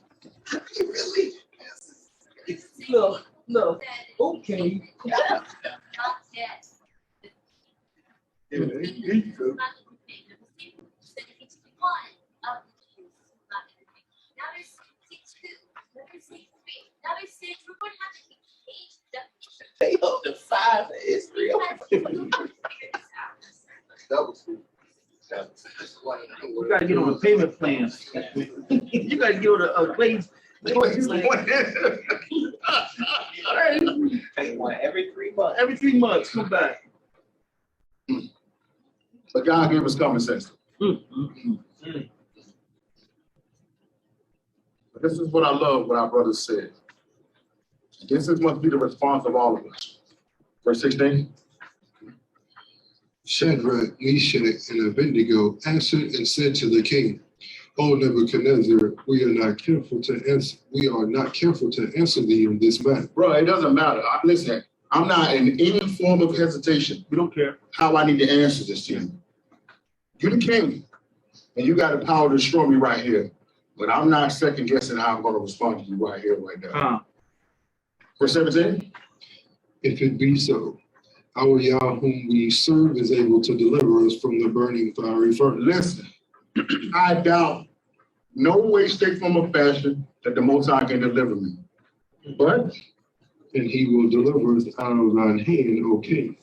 But if not, be it known unto thee, O king, I need you to know right here, right now, that we will not serve thy God. I will not serve thy gods.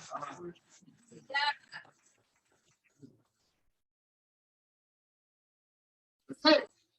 Well, Nor worship the golden image which thou hast set up. I'm sorry. How much of that Christmas party? I'm not. I got not eat food. Sorry, Granny. I can't attend the Christmas dinner.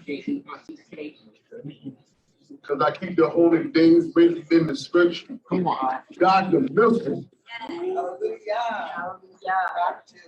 Thank you. We're not going to serve the gods. I don't care. You listen. You can talk about a mandate all you want. I don't. Listen, the Torah is way higher than a mandate.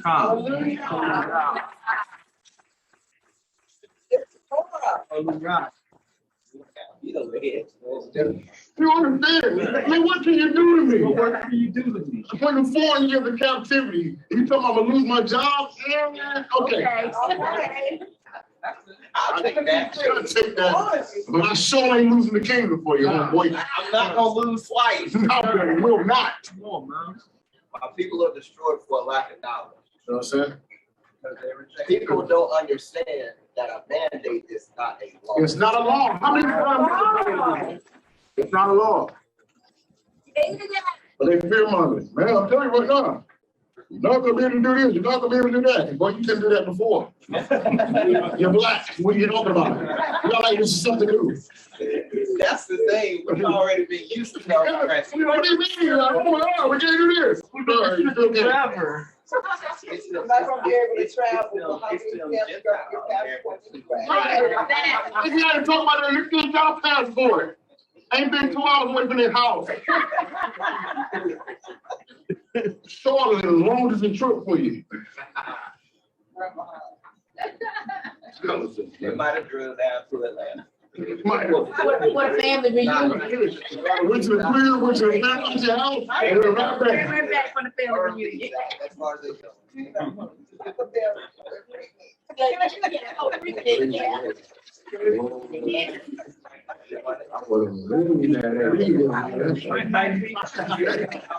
would have lived there. It's madness, man. Madness. So now you're married. Fury. And cast them in to the furnace.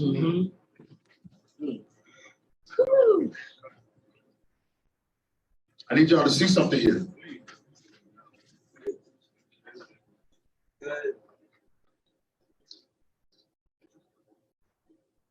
Watch this. Go down to verse 23.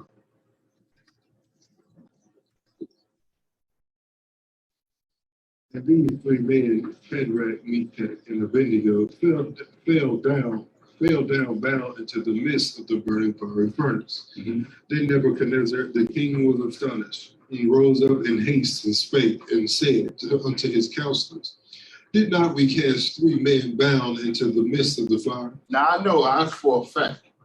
You said 3 men in there. For what? They answered and said unto the king, true, O king. He answered and said, lo, I see 4 men loose. I see how many? 4 men loose. I see what? 4 men loose. Hold on, stop. Hold on. We put how many in there? Did we not cast 3 men bound? 3 men what? 3 men bound. 3 men what? 3 men Bound. into the midst of the fire. But we see what? Lo, I see 4 men loose. So the only thing that burned up in the fire was the restraints. Hallelujah. Not him. Come on. Are y'all hearing this? Hallelujah. You gotta stand for truth with the threat of death. You gotta look at it like, listen, man, there's nothing you can do to me. Come on. I'm gonna live forever.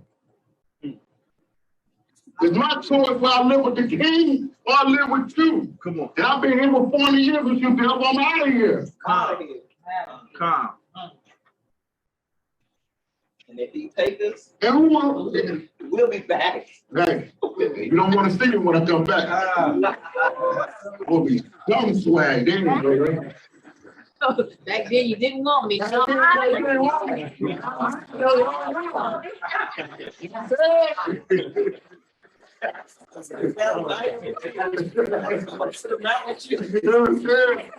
They long. Now. They all long. So in here, brother, I'm telling you. Yeah. So who was that on you? I saw who? I see 4 men loose, walking in the midst of the fire, and they have no hurt. And they have what? And they have no hurt. And they have no hurt. And the form of the fourth is like the Son of the Most High. Y'all see that? Hallelujah. Yahshua said, I'm going to be with you no matter where you are, no matter where you go, no matter what they do. I'm going to be with you all the way to the ends of the earth. Hallelujah. One thing that stuck out to me about this, I read it recently. Nebuchadnezzar even knew the form of God. Now he's telling everybody else these y'all. But when he looked at now, because he know who sent them to Israel, to Judea. He know who sent them. He know who gave them that power.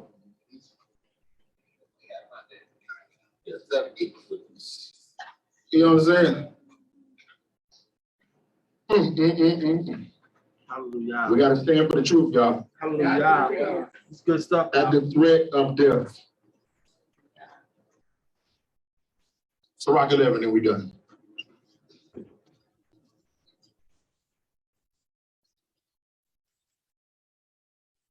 Go after all that. We got to hit him with some wisdom. Not no common sense. That's personal truth. You know what I'm talking about? Not that. I'm saying if common sense is anywhere is the rock.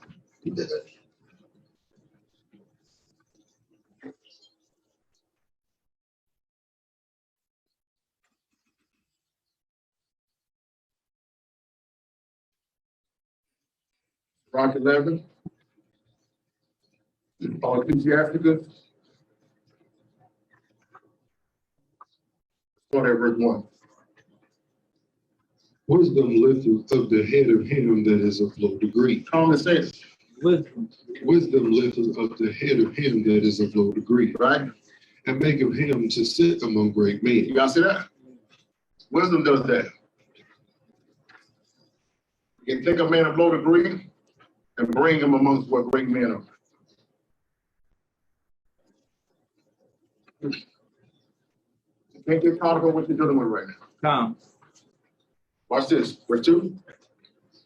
Commend not a man for his beauty, neither abhor a man for his outward appearance. Here we go. I tell you, my brother right now, he can confirm this. He went with some of the brothers downtown Shore to do some work for the homeless down there. They down there going to do some blessings to the ox, bring some stuff to the people down there. See people that homeless down there bringing the truth out. They're homeless at the camps. At one of the homeless camps, bringing the truth out. Wow. But they don't see this guy, oh, he's a bum, he don't know anything. Right. He probably on drugs. That's probably why he's down there. Probably most I brought him down to that point just to bring that truth out to us. Don't even know. You can't judge people by their appearance. You can't look at people's current circumstances and just go ahead and define who they are as a people. You don't know where people are going. You don't know where they've been. And you don't know why they are where they are. You never thought you'd go down there and see a guy with a sleeper, bringing it out. But it happened. So he said, everybody know the truth, man. We got Google now. Know the truth now. Verse 3. The bee is little among such as flight, right? But her fruit is the chief of sweet things. Don't get caught up in who you are and what you don't got. We pay too much attention to all the wrong things. Too much emphasis on things that don't matter. Verse 4. Boast not of thy clothing and raiment, right? And exalt not thyself in the day of honor. For the works of the Most High are wonderful, and his works among men are hidden. You don't know what he's doing. You might go in, you might be swearing out. You might see a guy in there just, barely making it, you say, you don't know where that person's gonna be at. The same person you're looking down on is gonna be the person you may need tomorrow. You never know. What's fine? Many kings have sat down upon the ground, Right? and one that was never thought of has worn the crown. Never thought of it. If you go, hey, listen, his brothers all showed up, found him, came to the spot that left David in the field. No matter. He's where he's supposed to be. That's what he's called to do. Didn't even realize that was one of the greatest kings we ever had in Israel. The one they left in the fields. His own family couldn't see who he was. And that's the same thing Joshua was. Just some guy from Nazareth. That's the corporate son. Who was this guy? You take somebody, what good did come out of Nazareth? Good. We always are. Watch this, verse 6. Many mighty men have been greatly disgraced, and the honorable delivered into other men's hands. Blame not before thou hast examined the truth. Understand first, and then rebuke. This is what's going on right now amongst Israel. It's almost like we're becoming gangs now. I can't like you because I don't like you, so I automatically don't like you. Grown men. Grown men. Believe it or not, that's going on. Foolishness. Go ahead. Answer not before thou hast heard the call. Right? Neither interrupt men in the midst of their talk. We got a lot of people listening to respond, but not listening. Not even taking into consideration anything that's being said. Just ready for you to start talking. But then I'm going down. Verse 9. Strive not in a manner that considereth thee not, and sit not in judgment with sinners. Everybody interject yourself in other people's problems. You're in every social media debate. Let me come here and put my 2 cents in. Shit, I scroll every day. I ain't got nothing to say about nothing. Nothing to do with me. You heard what I said? Nah, I didn't hear it. Did you see that post? Nah, I didn't. Did you catch that video? Nah, I wouldn't know anything about it if people told me. You don't touch some people now. Oh, word. I don't even know who that is. Man, they be laughing at me, man. They be like, really don't believe that I tell the show. Like, y'all, nah, I have no idea who you're talking about. You got to know who this guy is. No, I do not. If you keep it locked up, you commandments. Oh, no, I don't know. What's this guy? Yeah, I can't even be going out of my mind. I got like a firewall. There's no lot of wickedness and foolishness to come through. And then sometimes if it slips through a crack, I have a defense system that automatically deletes it out. madness. What's this? 10? My son, meddle not with many matters. For if thou meddle much, thou shalt not be innocent. And if thou follow after, thou shalt not obtain, neither shalt thou escape by flee. It don't matter. Because once you jump into everybody's problems and everybody's argument and everybody's situations, then no matter if you're there or not, you're going down with the ship. You know, it's a lot of people in Israel now that's throwing their rock, hiding their hands. There's a lot of that going on. Throwing rock, hiding their hands. Subliminal disses. What breed of man did you come from? I got straight Similac generation.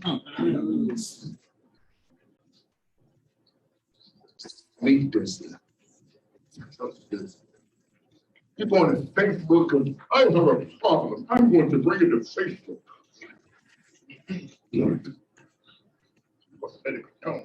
I'm gonna say this. I'm gonna say this because my patience is wearing thin. My patience is wearing thin, and I don't have time to play games with these people and you're doing more harm than good for this walk. Right. And I'm gonna say this, I don't care who is offended. I'm not trying to be offensive, but we can have a conversation. From the 5-6 years I've been around different communities, whether it be virtually or physically, it seems the brothers who are coming out of the dirt from the streets are more faithful servants than these brothers coming out of the church house. You bringing this church mentality into this, and where I'm from, we pull up on you. I'm not typing nothing to you. I'm not typing, man. We talking about typing. We're not typing. We get pulled up on. Butterfingers. And we don't have to, we want to rebuild a nation and save souls. Y'all bring in celebrity status because you want to build your community. You want to build your fan base up. Right. We got time for that, man. Trying to get followers and subscribers. We got time for that, man. Doing clickbait titles and all that. What's going on, man? You need some attention? You need a hug, man? It's ridiculous, man. Ridiculous, man. It's ridiculous. And it's funny that you said it because, if we resorted back to that, then now you're in the back. Yeah. You can take all of that. But that's what King David did. That's what he would have did. King David would pull up on you. Like, he's not sending no messengers. Nah, not. What you say his first order of business was? He told Solomon, your first order of business, go kill 2 wicked Israelites. That's what he told his boys. So I'm going to the earth. Your first order of business, go kill these wicked Israelites. Let's go right now. We're starting out with the cleanup. Start with the house of Israel. Right here. It's not going to Esau. Let's go to the house right here. These 2 guys. Original. This is not Christianity. This is not Christianity. No, it's not. You know what I'm saying? Nowadays, it's going to be like, yo, man, go make a video, man. Let's make a video. Yo, I'm going to say this and move on because we don't even got time to be dealing with this. But I'm going to tell you how I know dudes is lame. Right? When you bring it up, I got the text messages. And you bring it back. You post them text messages from years ago. What? Your phone has some text messages. That let me know you're wicked. Because you're doing stuff and you're holding things so that I can be able to bring this out. You think I got a text message from like last week? 6 months ago, you got Let me show you how the conversation went back in 2017. What? Huh? It's dumb. It's dumb. And these are men. Supposed to be leaders. They want to survive 2 weeks in the hood. 2 weeks in the hood. They got snuffed out, man. Them guys, man, y'all, you remember y'all remember the old 50 Cent video, window shopping? Yeah. You remember when he did the Cassidy, when he walked up to Cassidy with the punch to the gut? That's what some of these guys need, man. You just walk up on them, pow, body shot. And I'm talking about it, just clean it up. You're not built for war. Just one body shot. You don't need to kill them, just a body shot. They're like, yeah, I think I'm gonna change. One good body shot. That's a things, man. Oh, man, you know what I'm saying?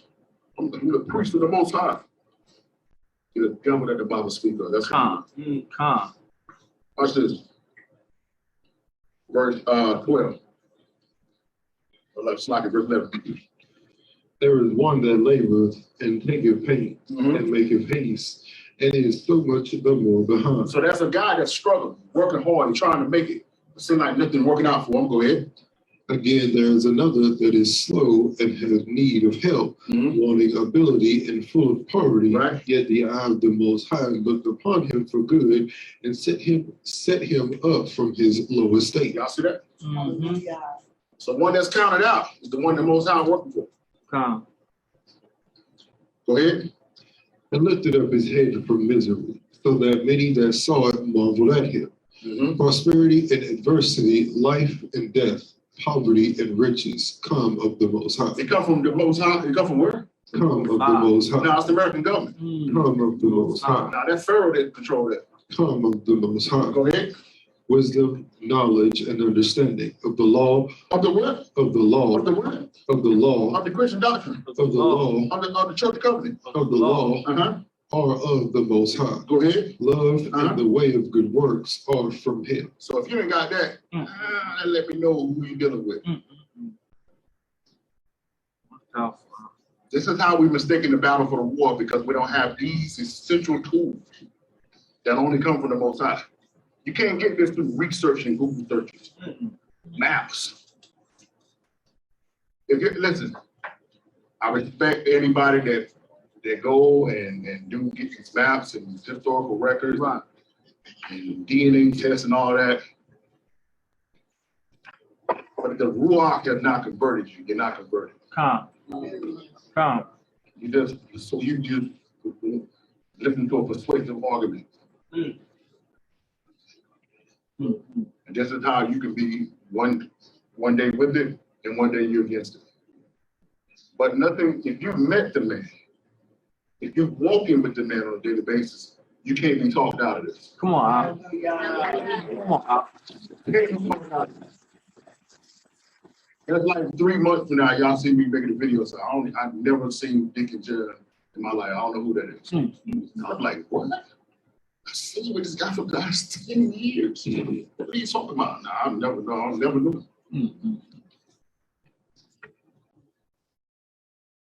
Because then I'm wrong. I used to be a Hebrew Israelite, but I ain't know. Madness. Because you think it's a religion, you think it's a Christian denomination. Calm. I used to be. Well, you was a Hebrew Israelite when you came out the womb. And people think you became, I found the truth. I found I'm a Hebrew Israelite. You was born a Hebrew Israelite. Come on. That's why I said, land your captivity. Remember yourself. Hallelujah. It's not becoming something you already are. Watch this. What we at, D? Verse 16. Error and darkness had their beginning together with sinners. With who? With sinners. With who? With sinners. Go ahead. And evil shall wax old with them that glory therein. Y'all see that? So the more you glory in sin, the more error and darkness is going to invoke in your life. Can't see me way out. But that's why Yahshua said in John 3, men hated light because their deeds were evil. That's why they hate light. That's why they hate you. Because their deeds are evil.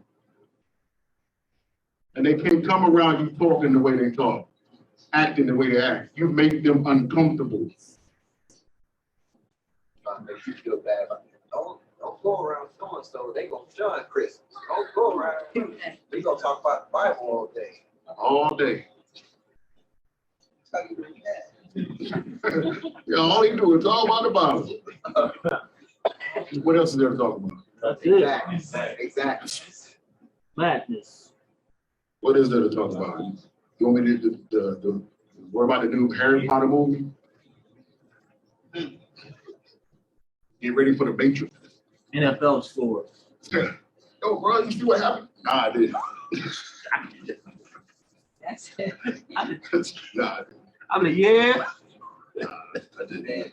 Then you ask, hey, you remember when Sister Fountain said in the beginning the unjust people, that was the problem? That was the Jews people, that's the problem. How you feel about that? How you feel about it? They don't want to talk about that. He never said that. Listen, I remember one time, I used to keep this on my phone when the prophet Fauci, because he's a prophet, because he's telling you right now, there's going to be death for the next 3 weeks. Yeah. It's always expiring. It's about to get worse. You know what I'm saying? I'm telling you right now, it's going to happen.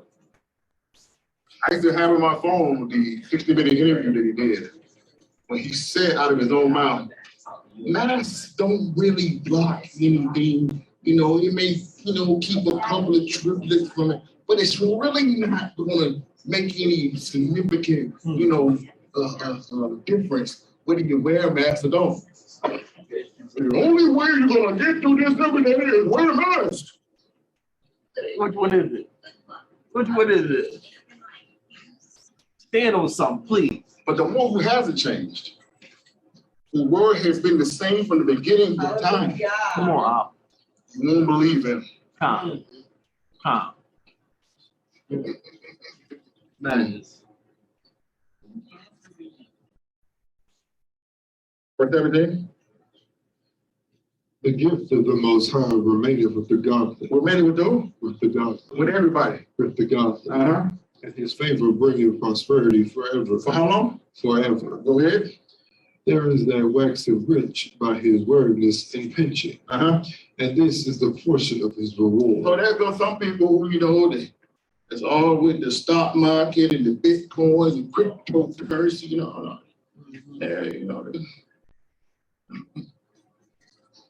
all these little, financial schemes. And they're getting money. Mm-hmm. Looking up for them. Verse 19. Whereas he saith, I have found rest. I'm good now. Go ahead. And now will eat continually of my goods. Uh-huh. And yet he knoweth not. What? He knoweth not what time shall come upon him. Uh-huh. And that he must leave those things to others and die.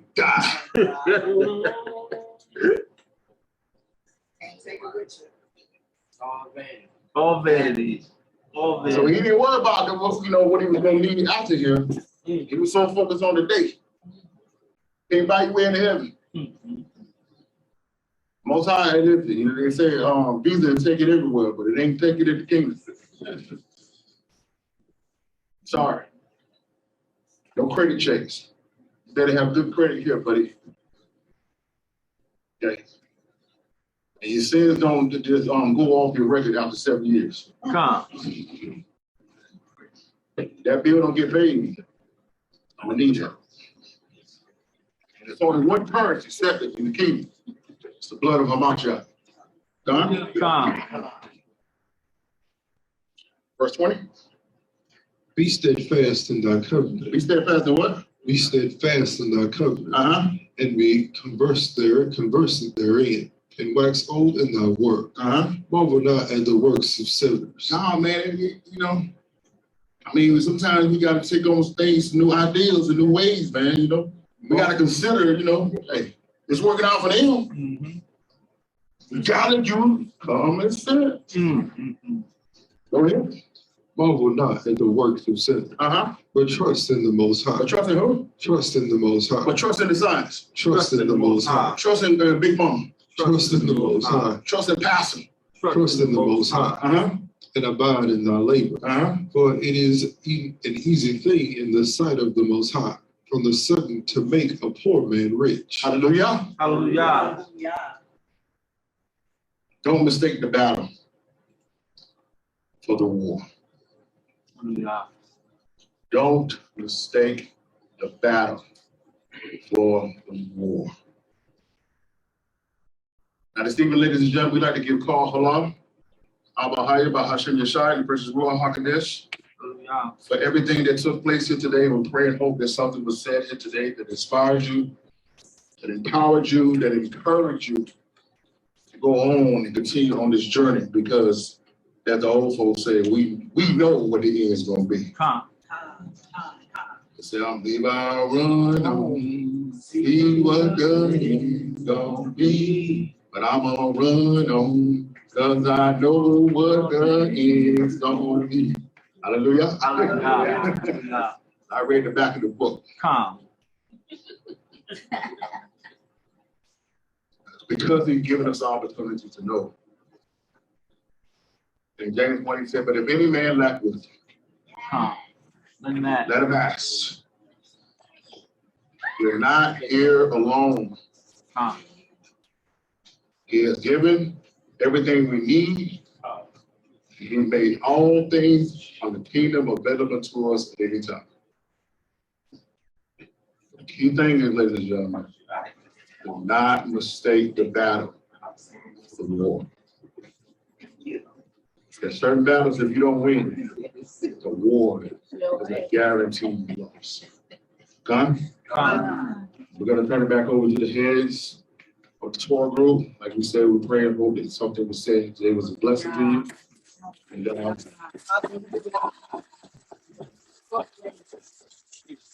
Hallelujah. give all glory and honor and praise to the Most High. Hallelujah. Hallelujah. Hallelujah. Give our brother a hand clap. Our brother in arms, Marah, soldier, Tazabah, Levander Ingram of Better Day Ministries. I knew you guys were going to be blessed because every time I hear this brother speak, my soul is blessed. And it's you know, I'm a 80s baby, so I always say when we get together, no matter how many days or months it's been since we've seen each other, we form like Voltron. And you see how the Rawak just always comes in here. These brothers, they don't know what was prepared, but since they in the book, when we get together, the Rawak is here. So I knew we was going to have a good time in the Most High. I'm full. I hope you guys are full. And I know you guys are ready to feast and really enjoy this day. But we always like to leave room for any questions or comments or any edification that the Rawak may have dropped in you while Ak was presenting. There was a few comments on the virtual, a lot of hallelujahs. So if you had any question for Ak or any comments or any words of edification, we're just going to open the floor real quick for that before we bless the food.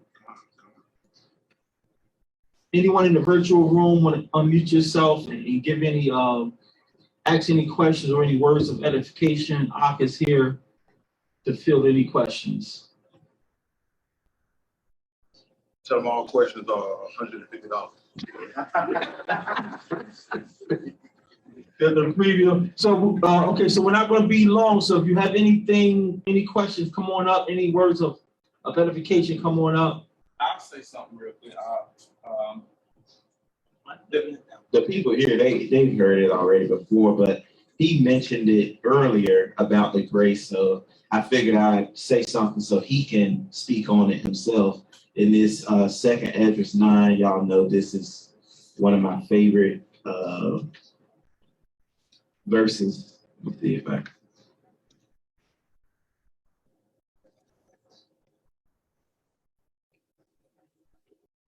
Okay, yeah. Second Esdras chapter 9, verse 10. It says, "For such as in their life have received benefits and have not known me, and they that have loathed my law, while they yet had liberty, while they yet had grace, while they yet had liberty, and when as yet place of repentance was open to them, and when as yet place of repentance was open to them, they understood it not, but despised it. The same must know death, or know it after death by pain." And that's kind of what Joshua was talking about in Revelation 3. With that, because you have need of nothing. You got clothes, you got raiment. You think that now that is evidence of me, but it's really not necessarily evidence of me. We don't understand how in every nation, especially in Babylon right now, there's a capitalistic system set up that basically if you do this, you can make this amount of dollars. You can achieve this. And it was set up that way in order to get people to think that you are serving the Most High when you actually serve Satan. You go off to these universities and colleges, and I have a college degree, but if you go off to the universities and you're basically reprogrammed. You're being taught by atheists that make you think that everything you learned in church was a lie. And the only way you're going to be successful is you got to do things the American way. And so they had liberty. And they rejected the grace because they got caught up in what they were going on and how good it was. The air conditioner is blowing. You know what I mean? They're taking vacations. You know what I'm saying? You're getting accused on all the burgers. You know what I mean? I'm telling you, man, when you go from, having a question, can I get cheese on the burger? And you're not even asking no more. Yeah. Well, you get a little swag there. You made it. But this is, ladies and gentlemen, one of the battles is what you're saying is because when you watch these and I hope y'all not watching them, but when you see these award ceremonies and these people come out and say, I just want to thank God. I want to thank God. What's the question we always ask y'all? Which one? Because you're not going to tell me the Most High gave you God. Yeah. You know what I mean? Everybody making a big deal right now with this situation with making good on that guy.